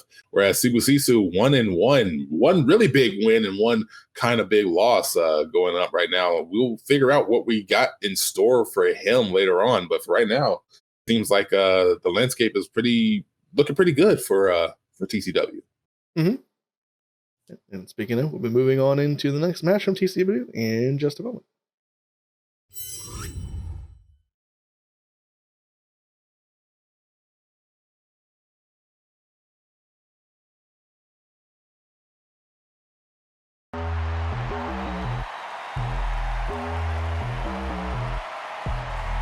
Now, I may be speaking out of turn, but it seems like Yoshi and Kenny, the Stormbringers, have been doing a pretty decent job of getting the crowd on their side as of late, despite not always getting a victory here and there. Yoshi putting up some good fights in singles competition.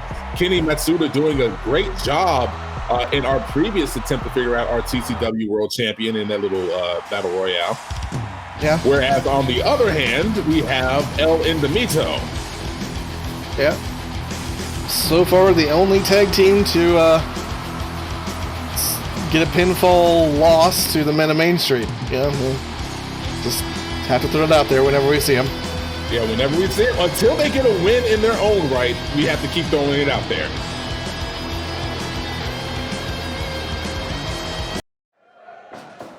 Well, for the time being, we have Prince Rivera joining them ringside, so maybe having him around might do numbers for them. Yeah, it's entirely possible. But then again, it's one of those things where as you said, we've seen good things from the Stormbreakers as well. So unless Prince Rivera really does work as sort of an undefinable here, I would say that Stormbreakers have a pretty good shot of winning. This is just the same. Oh, true indeed, true indeed. Now, Stormbreakers are a surprisingly good ground game between both of them, whereas El Enemigo is almost purely luchador wrestling on their own right.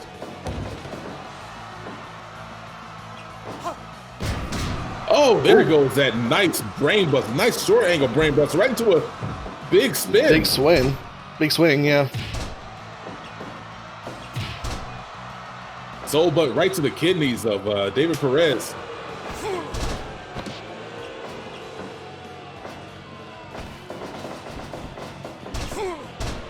Oh, right now, so far nothing's working at the moment.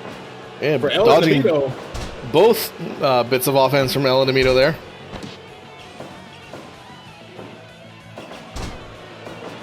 There to KC Martinez, another miss, another miss. Oh, another miss. So far. Oh, well. There's a lot of back and forth right about now. Nobody's really able to get the upper hand on each other. Yeah. Just a strike here and there, and then just more reversals. There we go. There we go. Nice, looked like a Northern Lights bomb or something similar to that. Maybe a vertical brainbuster. Couldn't quite see it. There was a lot going on. Speaking of a lot going on. Blow for blow. Yoshi gets the win on that one. Irish whip. Leapfrog. Into a flapjack. Flapjack. Not a bad little thing there. Oh, nice. Here we go. Tag team combination here. Put them down into that rocking cradle sort of a hold there. As they say, rock me real slowly. That's rolling soul butt right there, right to the midsection. Another one. Loud Michael straw pin. Just got body on body. Remember El Enemigo trying to get that spin kick off. I don't think it really connected. Either one of them connected with it. Oh. Saw this sort of combination from Su-Jin before. It seems like a common technique of a particular dojo that we aren't really familiar with. Yeah, speaking of, one of his own. Yeah. Or maybe it's just a common technique in our particular organization. It might just be. Nice dragon screw, but he's in no man's land over there by the Stormbreakers. Gets into a figure four leg lock. Not enough to be worried though, because Kenny is not coming out to save the day. Gets the tag to his El Enemigo partner. Oh, a little miscommunication there. One was going against the ropes, the other putting on a Boston Crab, but a little bit of cockiness there. Stormbreakers coming in. Oh, nice suplex from Yoshi. Kenny drags him into the middle of the ring. More exchanging of blows. Not quite as long this time. Oh, an attempted leg drag. Takedown. Oh, wheelbarrow right there to a code breaker. And then again to that rocking cradle, although it seems like not the legal person. Almost out of it. Right into a DDT right in the corner. Nice DDT. Now it looks like El Enemigo is finding their stride. So far, Prince Rivera is not getting involved in any part of this match. 10 minutes in. Yeah, just seems to be comfortable in watching his tag team. And maybe the case that he's out here just to make sure that, they actually put in, even if there's a losing effort, that they put in the effort. Because I'm sure after that loss against the men in Main Street, he's lost a little bit of confidence in his team here. Drop toe hold from Yoshi. Oh, there it goes. Oh, attempted pin, but he's not the legal man. Floor DDT. Oh, float over. Nope. Just going, using it to leave the ring. To a lariat. Another DDT. See, now it's hard for us to figure out things. Imagine what it is to be in the ring, not to know who your opponent technically is, since they're basically wearing the same gear. Yeah, it's one of those things where there's not a lot of wrestlers where that whole idea of sort of twin magic really applies, in my opinion. But obviously the ref would hopefully know. I have faith in Haley Wilson, just like I do with my own refs in figuring that out. But I wouldn't want that job. I get them confused all the time. Oh, indeed. Oh, there he goes. That short brain buster. That's a nice short brain buster there, yeah. Dragging him to the middle of the ring. They go controlling. Oh, catching that Inseguri after he brings him down. That rolling clutch. Rolling clutch into a figure four. No.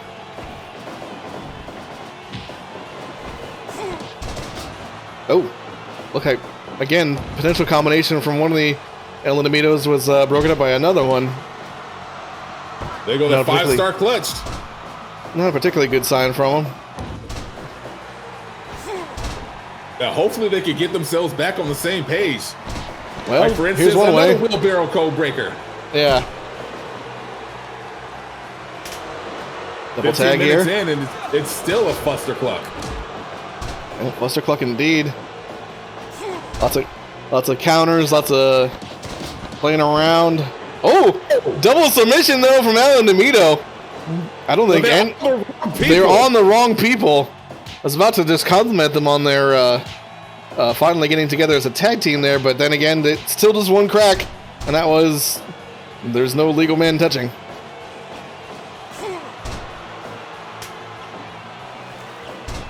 Rolls through, gets out of it, takes him back, right into that wheelbarrow face buster into a face buster.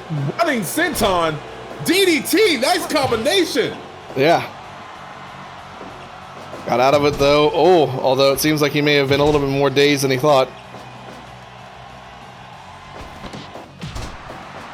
Eats a front drop kick. Yoshi doing the smart thing, getting the tag into Kenny. Yeah, I didn't call it out before, but Kenny was, speaking of good tag action, saw his partner was dazed, saw him kind of run into that turnbuckle in the corner there and just kind of fall over, and in turn moved in, and because it was a legal move, the opponent was in their corner, moved in and distracted, which was well done. Uh-oh. A lot of big moves. Oh, spinning heel kick. Speaking of distractions, though, are we going to get something from Prince Rivera here? One of his men's on the outside.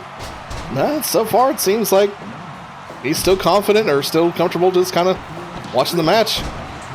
And sure enough, watching his partner get taken out by these two, but they're really getting themselves worn out, going after the non-legal man. Oh, Going into the ring here. Oh, spinning complete shot right there to a nice clutch. Oh, well done. That was the tag team action that I wanted to see from these two. Haley. Look at the lines out here. Well, maybe I spoke too soon there, but we do have a victory from El Inimito,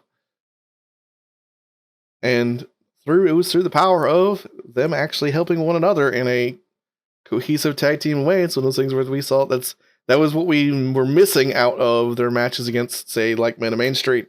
And even early on in this match, I was kind of complaining about it, but by the end, they managed to pull it off, and well done to them.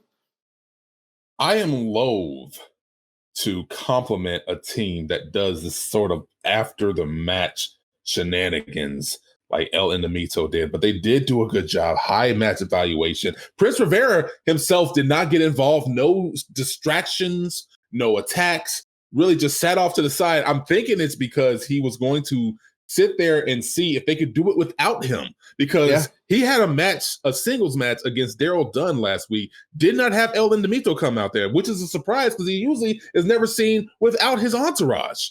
Yeah, he had a nice match with just himself versus Daryl Dunn. Was comfortable enough to take that loss and continue moving forward. But I think he was kind of sitting here. It's maybe part of a sort of a reformation of a sort for El Inimito. Of course, we can't really call them fully reformed due to what we saw after the match, but they definitely seem to be gaining confidence and gaining sort of a new friendship, a new working relationship, a new form of simpatico working relationship with each other, which is, I suppose, good to see. Although, as you put it, would really like it if they stopped hurting people. But yeah, you would want that. Yeah. one thing at a time. One thing at a time. And the next thing we'll be doing is moving on to the next match for the CW match card in just a moment.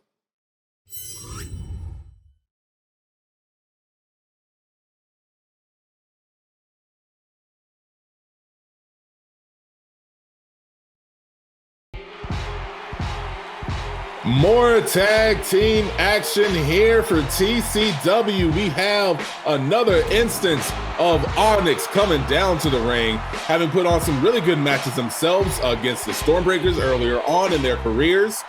Jesse Lawrence putting on some great matches singles, even though he has not gotten a few wins. And of course, Isaac Williams putting on some great showings by himself. And here we go again. Starts out so well, and yet here we go. It's about to get really loud, as it always does. A Motrin, ibuprofen, anything. Just can you hear? Can you hear me? Oh, God damn it! Yeah, see, I just learned to stop trying until that goddamn song turns off. All right, but here we are. There you go, Isaac, who lost a match against Jacob Sapp last week after Sapp took his finishing move, the Binding of Isaac. Yeah, that was one hell of a thing to witness. Surprised the hell out of him, but here we have a reformed team in the Fallen. Gabriel Blackwell taking a backseat to tag team action, and instead we got our two kickboxers in Jeff Su and Lee Shu. Yeah, they've been doing excellently with one another recently, as you said, and kind of reforming the Fallen's tag repertoire, getting some good matches out of their opponents. Now, earlier on in the night, we had Koeman versus Bob go into a match. They had a very different set of skill sets, and that may or may not have led to the reason why they got that loss. But here we have Jeff Su and Lee Shu, who have the same skill sets, a lot of fighting, a lot of grappling, a lot of takedown attacks. And maybe that cohesive style choice is what might lead them to a victory. It's possible. I wouldn't be surprised if it did happen. Let's put it that way. Yeah, you never want to get into a striking contest with somebody like Jeff Su, who is just one of the hardest and quickest strikers of the two. Oh, the stop to the fingers! Stop to the fingers. Those things where you hate to see it. Now, it's not just disrespect that you're getting. It's harder to clutch into those moves. Like, for instance, that attempt at that triangle hold, maybe if she didn't stomp on those fingers, he could hold it for a little bit longer. Yeah. Wasn't surprising. Oh, rolling into it. Leg hold. Getting it broken up, though. Another exchange of blows now. Jesse Lawrence, the much bigger party out of the four, but still a high flyer going for those elbow drops.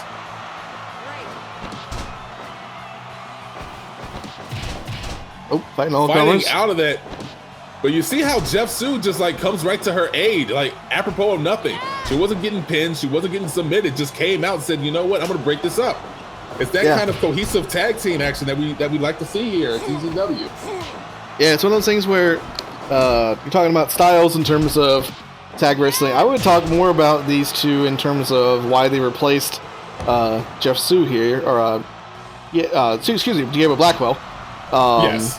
In terms of their tag team that we've seen before for a couple of times, is less about styles and more about being able to read each other well. It's that chemistry, that kind of X factor that a lot of people talk about in terms of tag team wrestling. They seem to have it, whereas some of the earlier matches. Yeah, it didn't seem that Gabriel really did, which I assume was probably your point that you're about to make. Oh yes, in some of the earlier matches, Gabriel Blackwell never came out to break up pins at the perfect moment. In fact, that's what happened during the tournament. They had a really good showing themselves, but Gabriel Blackwell was a little late coming to the rescue, and they ended up eating a 3 count. But here, as we see it, it's like they're much more capable of coming into these matches just to break up moves, to maintain momentum, do whatever they can. Yeah. Break up moves, keep them from getting a any sort of pinning predicament, as well as just to get some of that tag team offense in whenever they can, whenever it's legal to. Or illegal to. Well, there's a little bit of that too, but as we've seen so far, Haley Wilson calling it like she's seen it.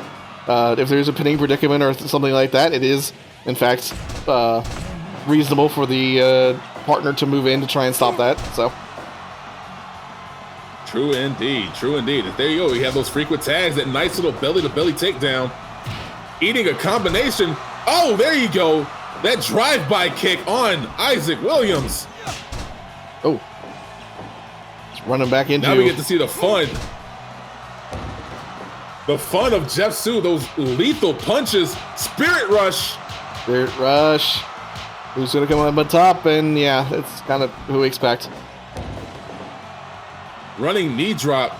Now, these two are not professional wrestlers. They don't really have the same skill sets of professional wrestlers, but they are combat fighters. That means they might have a well of... Oh, there you go. Another Spirit Rush. Oh, have a this well one cut up, of energy.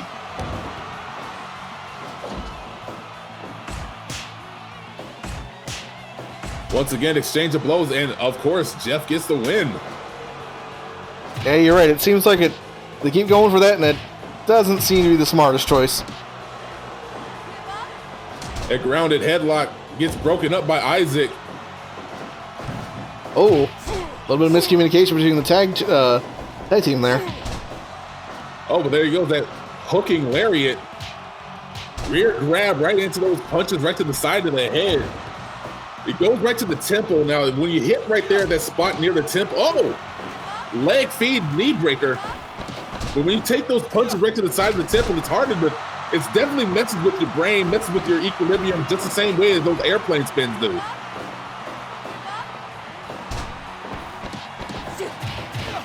Another binding of Isaac from Isaac, but he's not the legal man.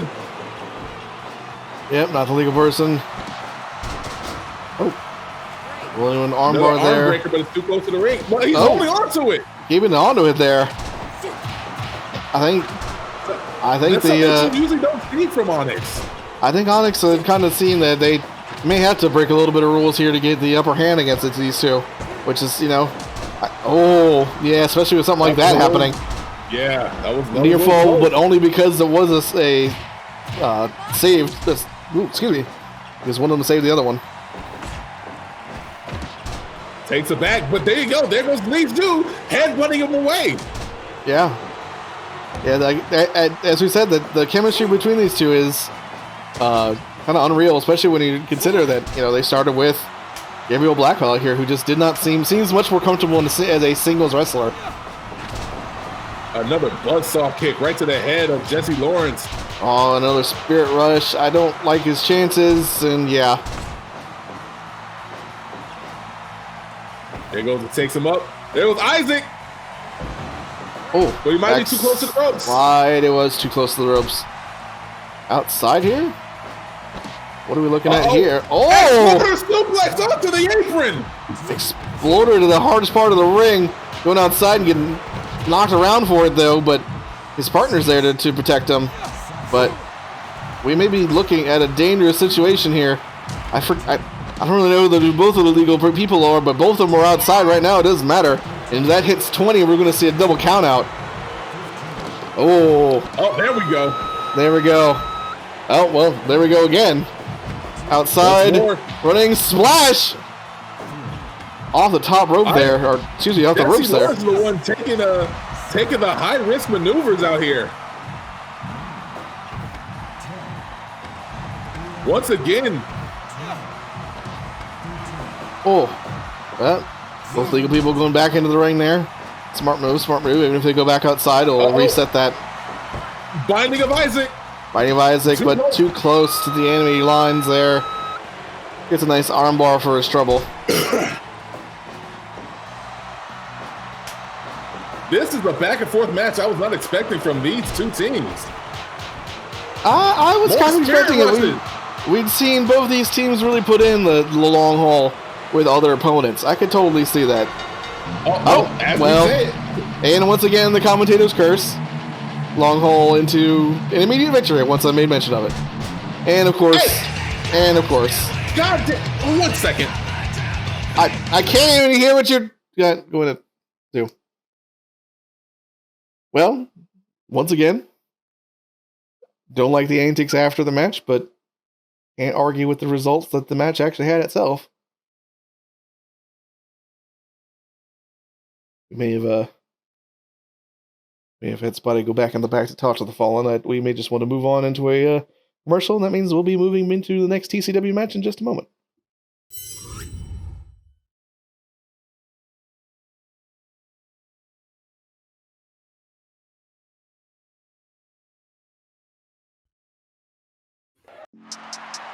Okay, I went to the back. I had to speak to our general manager backstage because I could not have this happen again. So there's going to be some consequences happening. We're going to have some fines. We're going to have some suspensions. Something is going to go down because I cannot have this kind of chaos run rampant in our rings. Yeah, I would say that's fair. Oh, well, that's not the opponent I was expecting. Oh, no, indeed. Martin Valentine and Cameron Chapman both found their way into the league, but I have put a moratorium on those two going up against each other unless it's in league action. So we got Karen Bishop going up against Cameron Chapman.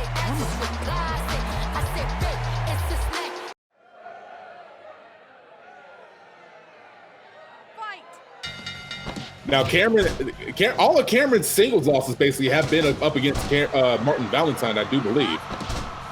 He has lost in some multi-person matches like triple threats, fatal four-ways, but he's gotten some pins as a result in those matches. But as I said, only one single victory, and that was against Kareem Kelly. Yep. Let's see how he goes against somebody else. Much like Red's single victory, it's one of those things where what a hell of a place to start, considering it's for a qualifier to get into a league. So he definitely won when it counted. Oh, yes, indeed. Oh, that low drop kick. Now, if you've never seen Karen Bishop in action, she is a much bigger, much stronger opponent than Cameron might be used to as a juniors competitor. Yeah.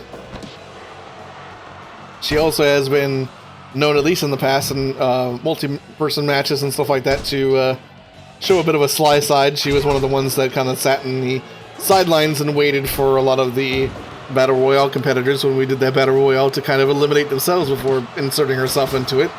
So, still, I believe, got a losing effort out of it, but it was definitely a sign that, of the kind of clever, if not particularly sportsman-like attitude of Karen Bishop. It's not something that I would like to accentuate, but yes, she was the final 3 out of that field of 8 competitors that we had in the ring, putting up a good showing towards the end, even though she did get eliminated. Now, exchange of blows right there in the corner. Karen losing on that end. Maybe this is going to be another turnaround for Cameron Chapman. Karen usually is the one who wins in those particular instances, but here's Cameron showing that he has that vicious side. Yeah, vicious side, or at the very least a mean left or right hook. Oh, that elbow right down to the back of the neck. Oh, Karen once again getting caught in the camel clutch, working her way out of it. Say all elbows are mean.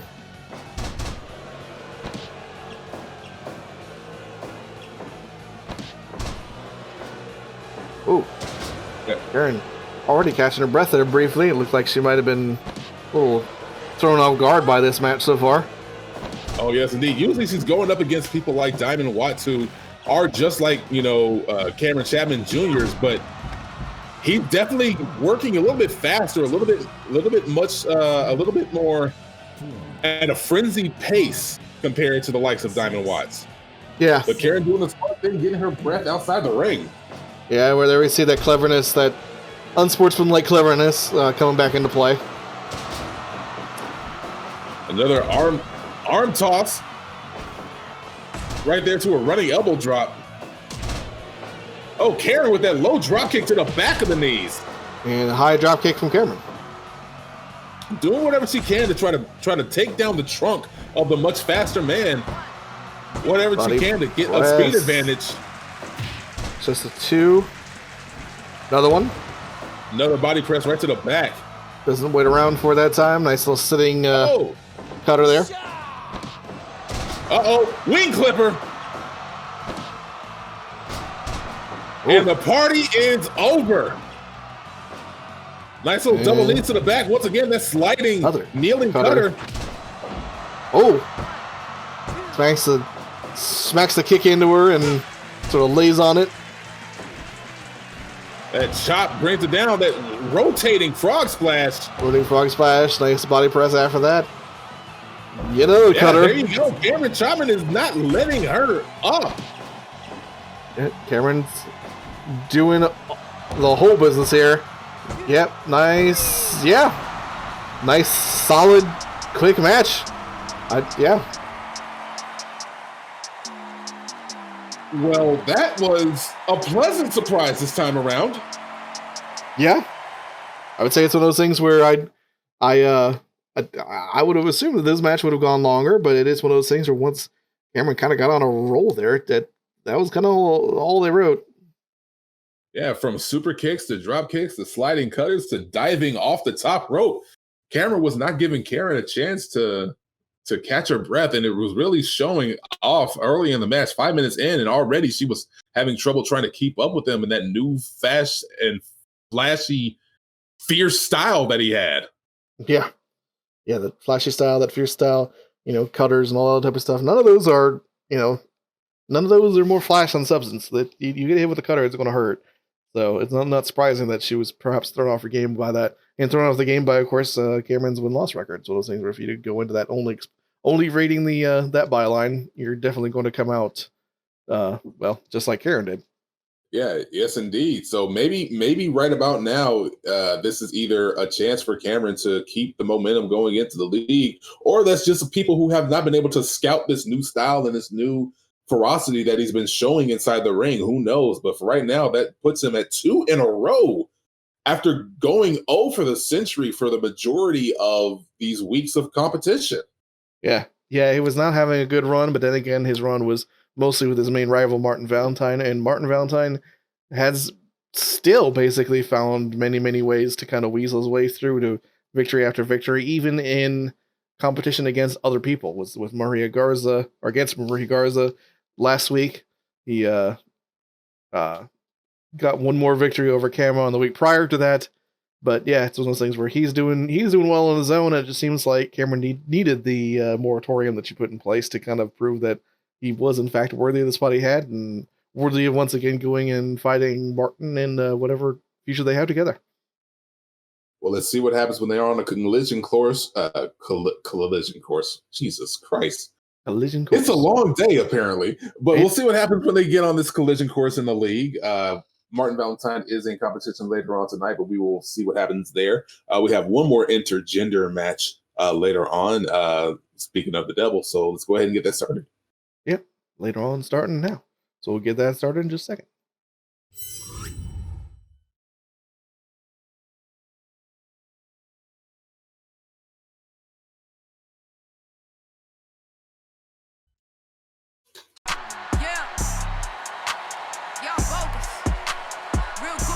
Y'all bogus, the jewel of Detroit, coming down to the ring, Diamond Watts.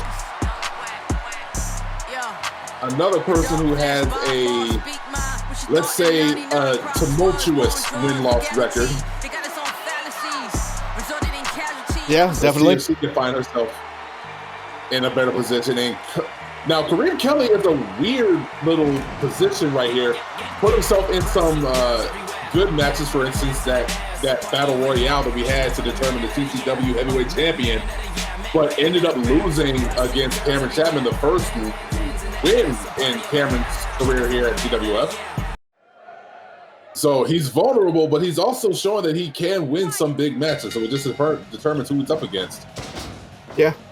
So it's you're right. It's one of those things where he's going into this match with with kind of mixed expectations. Just lost a pretty big match last week. Kam'Ron, not in the league qualifiers yet, although he still potentially has another chance. We have a few kind of second chance qualifying matchups planned in the coming weeks. 619 by Diamond Watts there. Yeah, Diamond Watts is really, as we said, another flashy wrestler. But so too is Kareem Kelly, so these styles might complement each other. Yeah, in a strange way, they might be complementary opponents. Kind of an oxymoron, but we've seen it before in this. Well, I would almost argue that the Los Hills Ring match would have been an example of that. Man and Kingathan definitely being complementary opponents as well as they are complementary tag partners.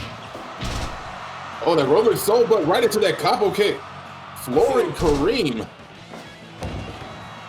Standing moonsault. You're going to see a lot of flipping action. You're going to see a lot of running, ducking, some reversals here and there. Drop kicks out of nowhere. Oh, body slam. Oh, running off the ropes here. Landed it. There you go, that spinning elbow drop. Shades of leg trap neck wrench. Shades of Drago Nommz there. It's the other person who has used that in the past. Goes for it one more time. Oh, going for it again. There goes. Lands it. Handspring. Arm drag. Very fierce arm drag against Diamond Watts. And another standing moonsault.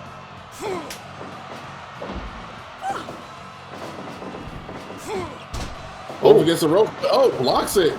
Blocks that major kick there. Attack there. But unfortunately, eats a figure four for their effort there. So, two are really filling each other out. After some big moves, they separate, catch their breath, really evaluate their positioning. Yeah. As we said, complementary opponents. As much of an oxymoron as it is, it's one of those things where if their styles mesh in just the right way to make for an interesting bout. And so far, that's what we've seen in a pretty even one so far. Definitely more even than our last one. There you go. Nice Irish whip. Oh, roll through. Oh, roll throughs. 2 count. Water wheel drop from Diamond Watts. Lariat from Diamond Watts.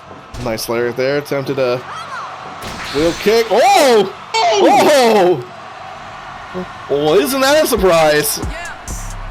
I don't think anybody had that on any sort of betting book there. I did not. That diamond in the rough just flooring Kareem Kelly. An immediate critical strike. Immediate critical strike. That's a KO ref stoppage match. Kareem Kelly not able to compete after taking that a little bit, well, not a little bit, a lot the wrong way, and being laid out onto the mat. Diamond Watts, the surprise winner there. Yeah, well, we've seen that a couple times with a couple other. I mean, as you said, Andre Tyson got that real quick cinch up critical with a submission. We've seen that a couple times. I think was it Franco Silva maybe had one of those. Franco Silva, and of course, in OWO, Melitza and El Koeman had that as well. We've had a couple of nice quick KO wins here, but it is not a common thing to see, and especially not in a match that seemed to be going pretty 50-50 up until that point. Yeah, this is a nice back and forth going, and then just out of nowhere hits that, as we said, that hits the diamond in the rough. That double arm DDT. Goes to the finisher. Kareem's knocked out. Knows how to put it on well enough that he hit it the right way, and well, night. Not much you can do about that. That's a win. That's one of the win column for Diamond Watts. Kareem Kelly with 2 straight losses, but who knows what will happen in the future? I think that really puts Diamond in the running for potentially getting that second chance opportunity to make it into the league. Maybe her loss in her league qualifier match just happened to be, maybe it was a fluke. Maybe it was just a bad day. Who knows? Sometimes you just get those days. Yeah, of course. You could almost say the same for a KO. It's one of those things where obviously knocking somebody out's hopefully not an accident. Hopefully there was a little bit of intent there. But at the same time, you can't really always bet on that. That's the reason why I was saying clearly it wasn't in the betting book spot for too many people here. This was going to be a KO. Whoever did made out like a bandit. But no, it's one of those things where you could just say the same to Kareem that maybe he got unlucky here. Maybe he deserves a second chance as well. We'll have to see. Yeah, we'll definitely have to see. But wow, that's one way to lead us into our main event. It's definitely a surprising way to do so, yes. Like I said, we'll be moving to the main event in just a short moment here.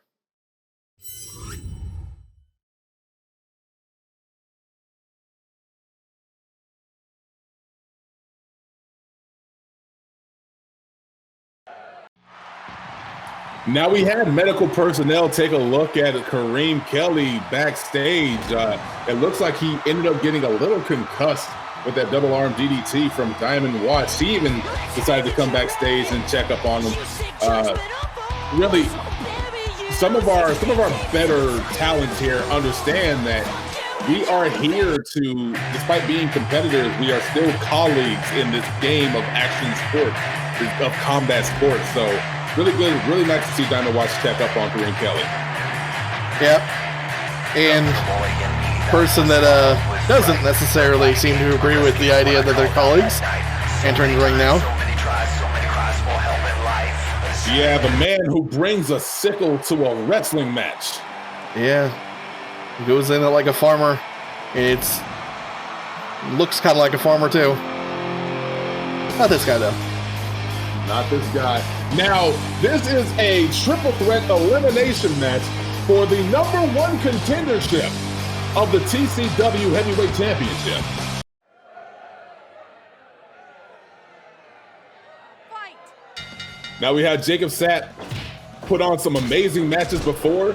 Really show that he is not a good or nice guy. Martin Valentine weaseling his way into a lot of victories despite sometimes being overmatched, but just finding a way to end matches here and there. Kayamani seems to be the only one who has a consistent win-loss record, just ending up beating people. However, he has found himself faltering in these multi-man matches.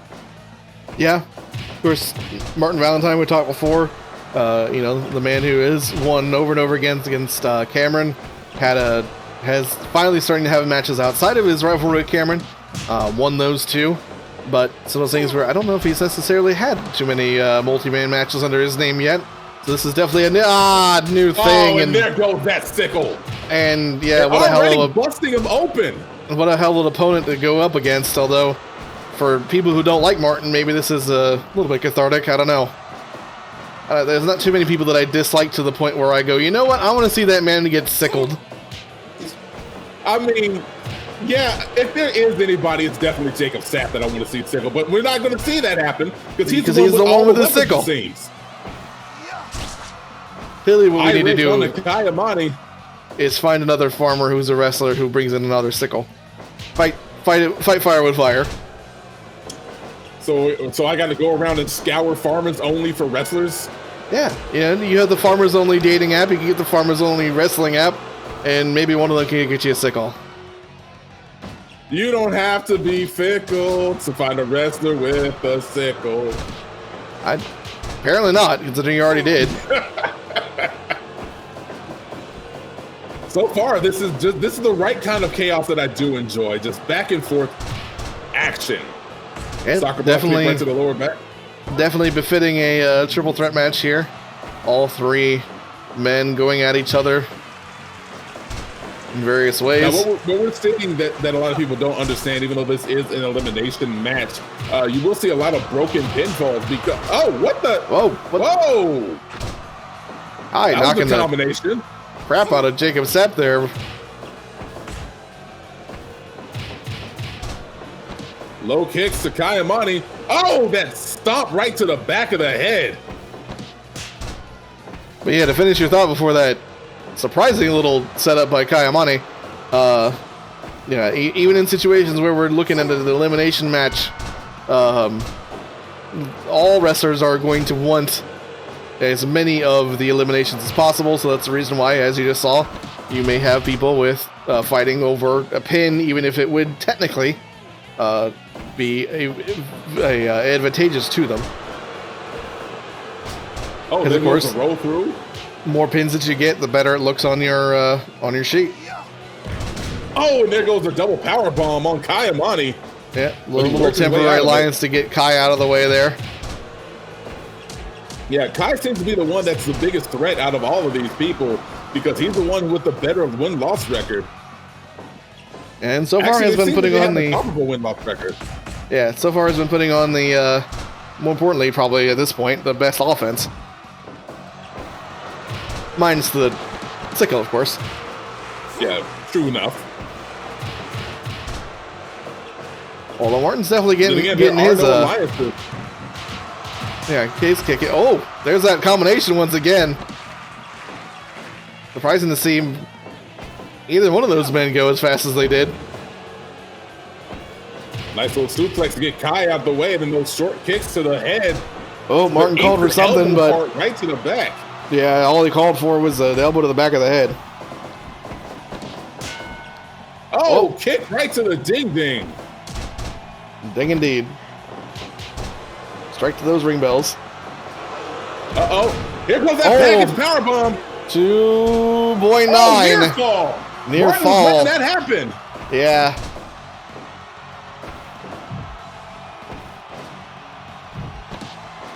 Trio O. Ooh. Nice little strike there out of the Trio O position.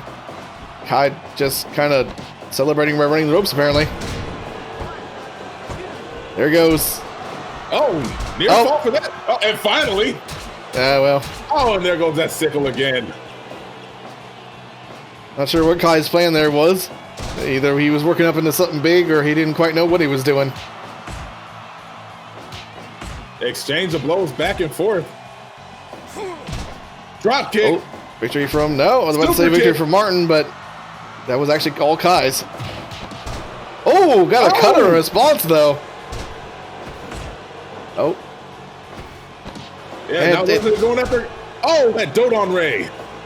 It kind of seems like both men want the honor of eliminating Kai at this point is what they're kind of going after. So those kind of momentary alliances and things like that, you can see now both of them kind of pushing each other out of the way to get to Kai. Now you see it a lot in action movies where it's like the bad guys are going after the lone good guy. Maybe that's what's happening here, that kind of philosophy. Yeah, it's possible. You know, those things where you know the enemy that is similar to you, so you want to get the person who's not as similar to you out of the way.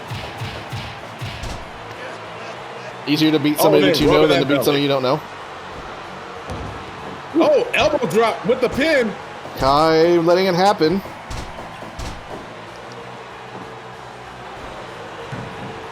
Oh, I'm not sure what Martin's plan there was, but it didn't. Right. Didn't quite work there. Forearm right into the side. Oh, that combo once again. Oh. Diving brain shot from Kai and Monty. Both of them are failed. The crowd is definitely into this match. They definitely have found something to like here, yeah. If I was to guess, it was at the very least. They like the idea of Jacob Sepp getting punched in the face. I mean, who doesn't like that? I definitely do. Oh, now it's... Oh, I was about to say now it's Jacob Sepp's time to run the ropes, but thankfully he seemed a little smarter than Kai, or the release didn't have as big a plan as Kai did. Oh, so far this is just, as we said. Oh, there goes. I don't know what that was about, but... Oh, Martin fighting all comers. Going for the cutter. No. No, still trying to go for the cutter. Oh, once again in the ding-ding. Oh, rolling. Backslide. Nah, Kai's not having any of that. Kai's not letting it happen. Oh. Sap calling for something. Discus punch. Oh. Oh, rolls out of it. Oh, that kick to the side of the head. Put the big man down. Oh. More of those short leg kicks 20 minutes in.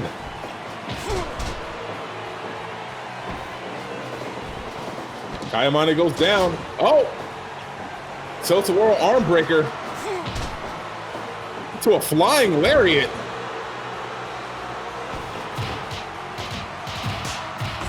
It's again with the quickness. Vertical. Oh, brainbuster or something like that. Brainbuster. Guy. Oh, definitely not. Definitely doesn't know quite know where he is. With these two in the ring with you. Yeah. I don't think he really knew where he was when he started that taunt.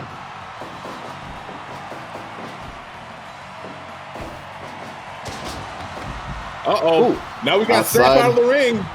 Maybe we'll start to see an entrance. Oh. Handspring, back elbow.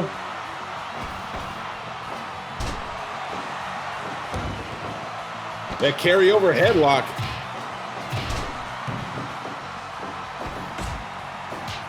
Exchange of blows right in the center of the ring between Kai and Martin Valentine. Super kick. Looks like both their attention's on Martin. Yeah. Seeing this is a change from a who can get Kai out to who can get Martin out. As the match is kind of continued. They smell blood. They smell literal blood in the ring right about now. Yeah, there is literal blood in the ring at the moment. Oh! Oh! Oh! Oh! He just tried to steal the move, and it was blocked by Martin. Martin with the backslide. Nope, Sap getting back at him for that. Sort of letting it happen there. Oh. Martin okay, getting... this is a back and forth, and right back! There's the back to the sickle.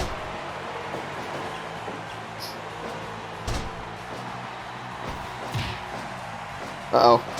Oh! Oh, that curb stomp! Curb stomp by Martin. If Jacob Sapp wanted to be bad about it, he would have capitalized there, but it seems like he had no such thoughts. Now just capitalizing on both these men being beat to hell. And low blowed. Oh! And struck with a foreign object. Like brass knuckles, maybe?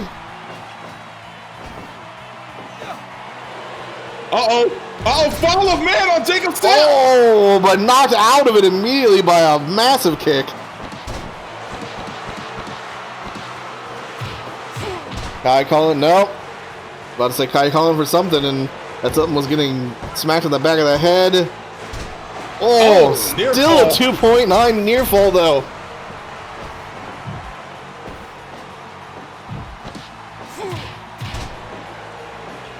Kai shoved it in the tree of woe there, but nobody capitalizes. Oh!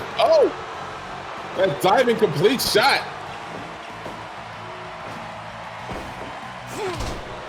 A super kick from Martin Valentine. 28 minutes in. Indeed. Shots.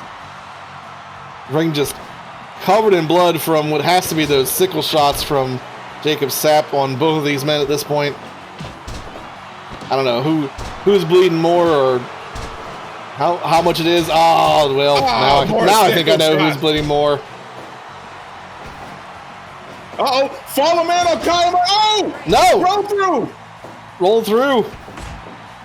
Unable to get it because of the rope break, however.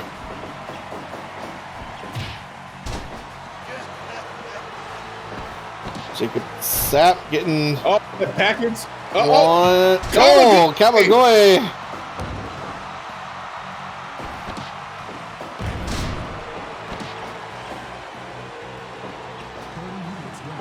30 minutes and no pinfall. No pinfalls at all. Kam'Ron fighting his way out of it. Elbow drop to the back of the head. Sapp fighting his way out of it. Elbow drop to Kam'Ron. Oh. Doing some little bit of playing to the crowd there by Martin. Sapp just kind of exchange of blows. Out of it seems. Sapp doing the smart thing, not getting into this. Drop kick to Kai. Oh, give him the soup bones. Oh, kicked in the corner there. Discus punch. Oh, there goes that uprooting German suplex. Surprised it wasn't a bridge. One of those things where it has to be the situation where one of these men is bound to sit down for a pin at this point. 32 minutes in. Curb stomp. Oh, fall of man on Fall of man, no. No, that breaks it up. That breaks it up. We just need one of these men to pin the other one. I think we are even try to submit as we see here. Oh, no. I was wrong. Fighting his way out of it. High money fighting his way out. Once again, fall man, and again, Jacob Sapp bringing it up. Martin must be pissed at this point. He's hitting it multiple times, almost, oh. Oh, that rolling neck breaker. Widow's Peak to Martin Valentine. Oh, attempted discus punch. Nope. All three men just I have colliding. No clue what happened. I don't either, but it's not surprising that all three men are just getting exhausted at this point. Top rope. No, I think Jacob Sapp might be. Oh, yeah, I might have something to say about that.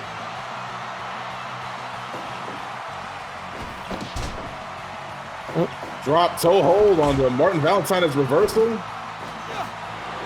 Goes for the tries to go for the fall man. Yeah, and then Kai breaks it out. No. DDT on Kai. Oh, the size again. Shots to the new open wound. Patella brainbuster. Somebody's got to let a pin happen. Somebody's got to break here. Submit. Oh, here we go. Submission. Come on, Martin. You're bleeding everywhere. I understand that. Pin. No! None of these men are willing to give up this chance at a #1 contendership. Indeed, a 3-car pileup in wrestling form. That 3-car pileup is, I think, being nice at this point. This is... Oh, snaps the fingers. Cover 2.9 again. Jesus Christ. Martin throwing Kai for a loop here. I think he's trying to go and capitalize on maybe getting something on Sapp, but is unable to do that too. Off the ropes. Nope. Both men stopping there. Exchange of blows between Sapp and Martin now. Yeah. Nice big headbutt. Nope. Drop kick. Stop getting once again. Planted on the mat there. Incredibly planted. Once again with the brainbuster. Oh, Sapp is exhausted. You see how slow he's running the ropes right now? Yeah. Well, it's 40 minutes in. I don't think there's anybody in this roster who wouldn't be exhausted at this point. Kai again with the quickness. Maybe I'm wrong. Maybe Kai's the only exception to this. I don't know, but it looks like Martin and Sapp both are lost for words here. Another curb stomp. Another curb stomp. Oh, it's an axe kick after taunting.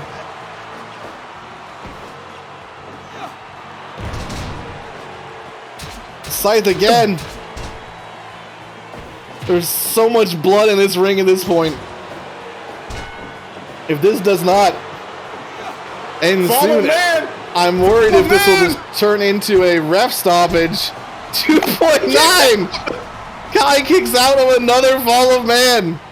Can literally anyone win in this match? Jesus Christ! Patella brainbuster once again! I have a feeling there is more blood than human being in this match at this point. Christ!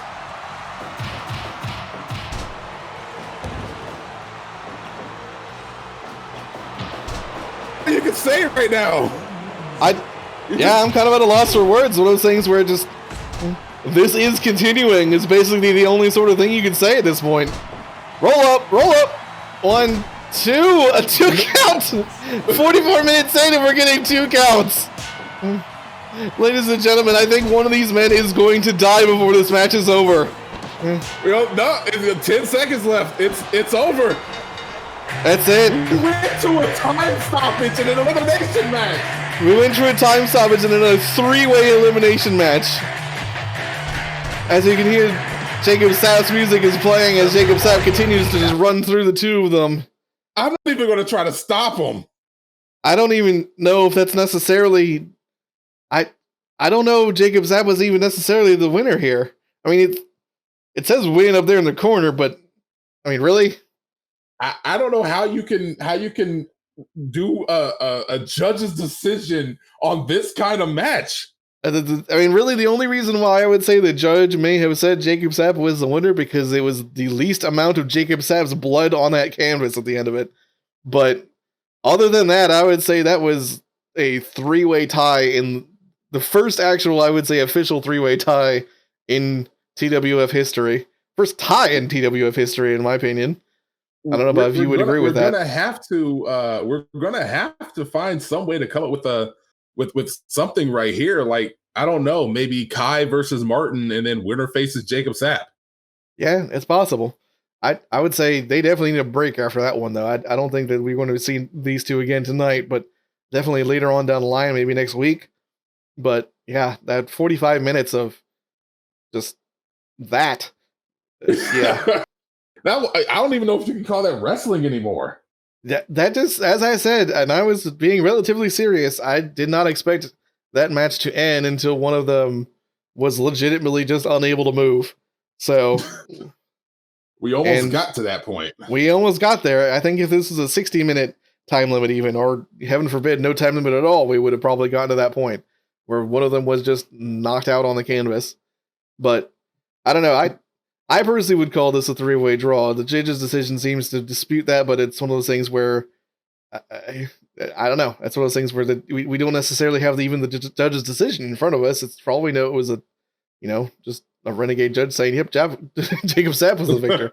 It was like, fuck it, he's the one who's not bleeding. That's my choice. Yeah, the non-bleeding member. Yeah, so I would put this down officially in the match card as a draw. Yeah, let's put it in as a draw. Let's find some way, because this was supposed to be for the number one contendership, and nobody wanted to let that go. Yeah, that was every single person in that match wanted that more than anything, and you can't really blame him for that. But at the same time, 45 minutes. 45 minutes of death and destruction is what we saw. Yeah, and 2 counts at the 45-minute mark. A 2.9 count after like the third fall of man. I don't think I've seen that. No, I would say, yeah, all three of these men, it's one of those things where if Daryl Dunn watched that match, and I don't see a world where he wasn't, he must be very scared at this point, because all three of these, it doesn't matter which one of these men becomes the number one contender, he has that type of match sitting in front of him. 45 minutes of just nothing but blood and 2.9s. Well, we're gonna have to hit our cross promotionals sometime real quick, but Jesus, we're sitting here stalling as the rest of our crews are removing the blood-stained mat. Yeah, and replacing canvas with right about now. Back to the OWO one, which thankfully didn't get quite as much blood on it this particular evening. So, and of course, with that 45-minute match, we are going a little bit long here, but we have, I think, just enough time to get you at least one cross-promotional match. So we'll get that to you just to cap off the evening with a nice little fun bit of I guess non-sanctioned or a fun match. Fun match. After this, whatever it was. We'll be right back with that, and that'll be it for us in the evening after that. So stay tuned.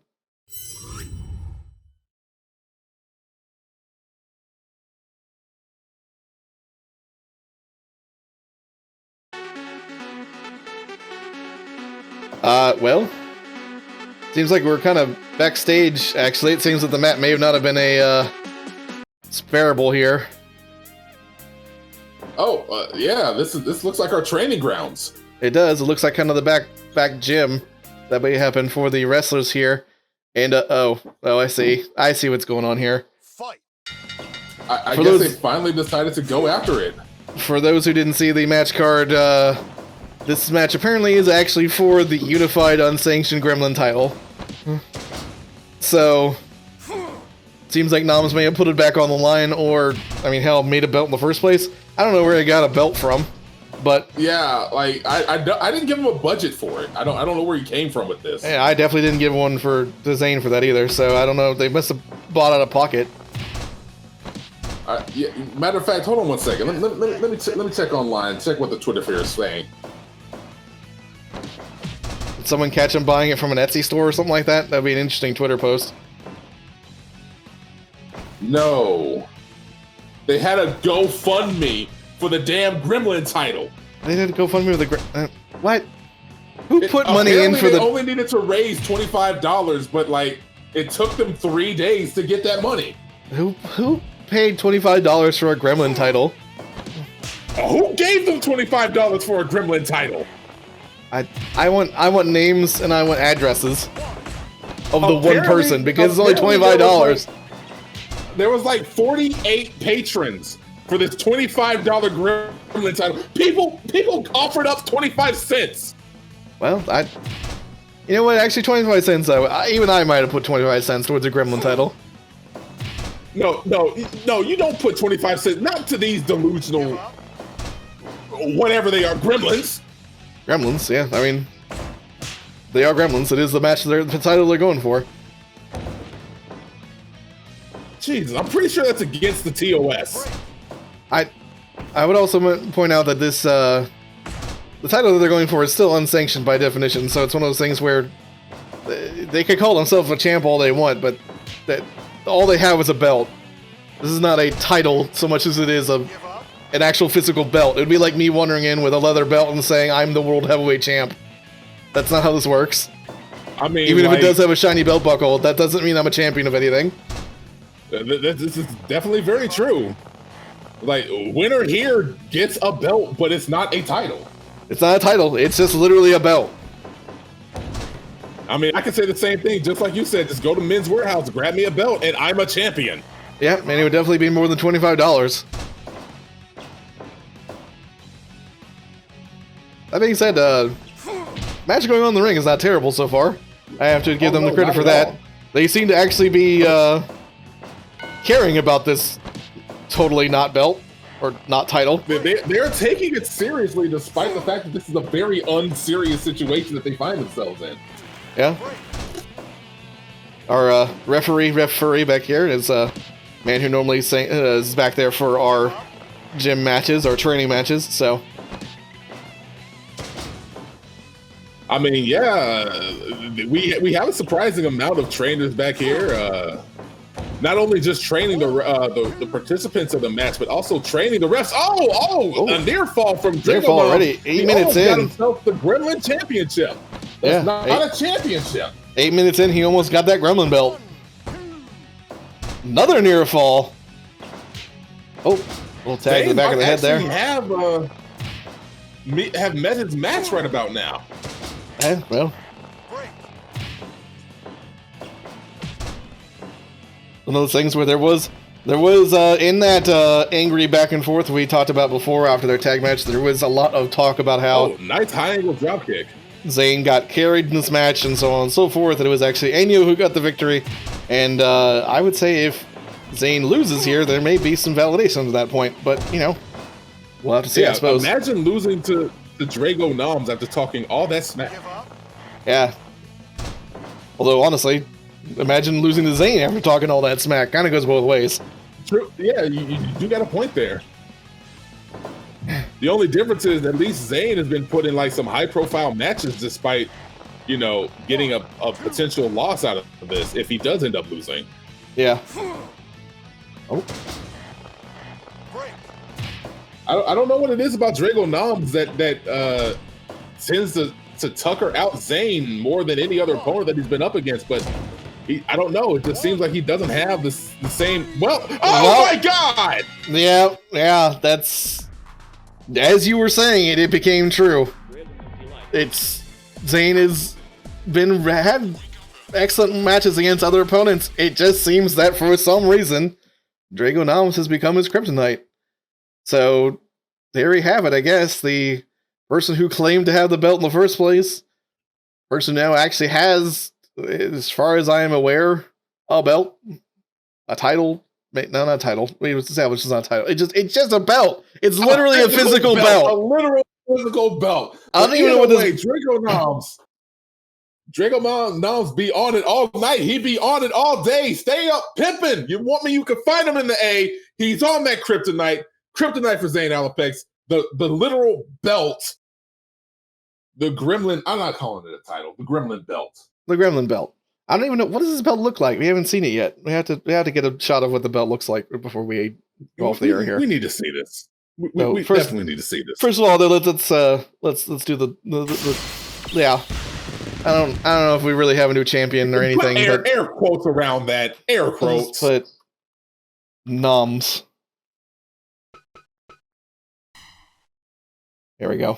That should do that. that. Like Nommz is the champion. Yeah. All right. Let's take a look at this belt. Let's go take a look at this belt real quick. We'll see perhaps some other backstage. So use some backstage nonsense here for the people who are still here. But for those we have the heavyweight belt. For those who haven't seen all these belts yet, we have the heavyweight belt. We have the unified TWF tag team title, which is currently vacant. The OWO junior weight title, which has not actually been even seen yet. So for those who want to see that, there you go. Nice, like I said, another backstage moment here. Because the other thing I have to show you is this thing, which what is this? What is this? Nommz, what did you buy from an Etsy store for $25? Did you go to Joanne Fabric and make this? What is this? It's green and pink, purple. What is this? What did you make? Or did you make? What kind of belt is this? He's saying that it had gold as an option, but he liked green. But I mean, it's why pink? It's why belt. Fuchsia? Yeah, actually, that's true. I can almost understand green because it's one of those things where green, gremlin, sure, I can see the combination. But why the pink? It's the cheapest material. Yeah, okay, cheapest material.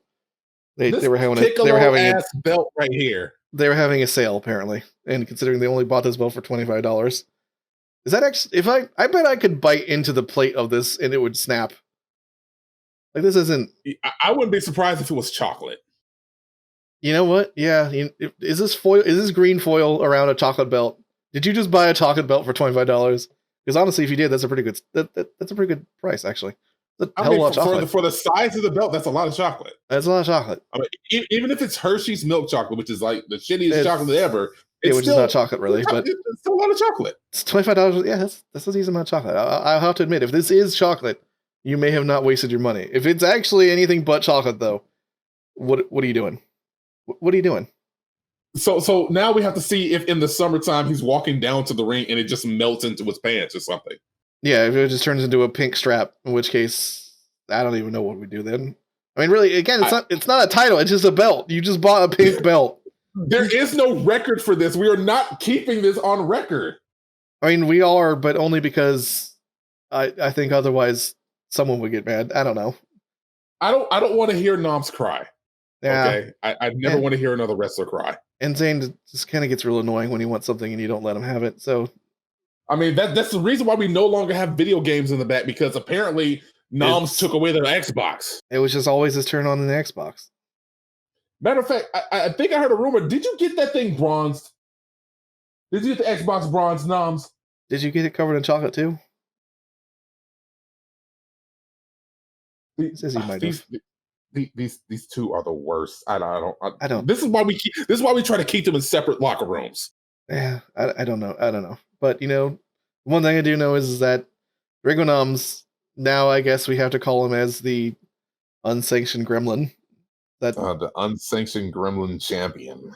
Is that how we're going to do that? I guess that is how we're going to do that, isn't it? Unsanctioned unified unsanctioned gremlin. That's a lot of words. That's a lot of words, and one of them specifically means that it doesn't mean anything, which is the unsanctioned part of it. It doesn't exist. Yeah, it's just a belt.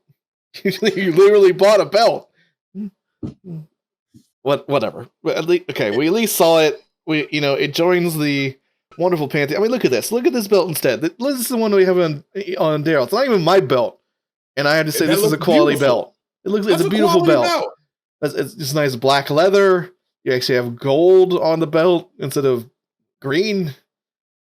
This is a title. This is not just a belt. Whereas, look, this is a belt. This came from Namek. Yeah. You got a weighted belt from Namek. You got a weighted belt from a cosplay ass belt. You want to go to Otakon in this belt.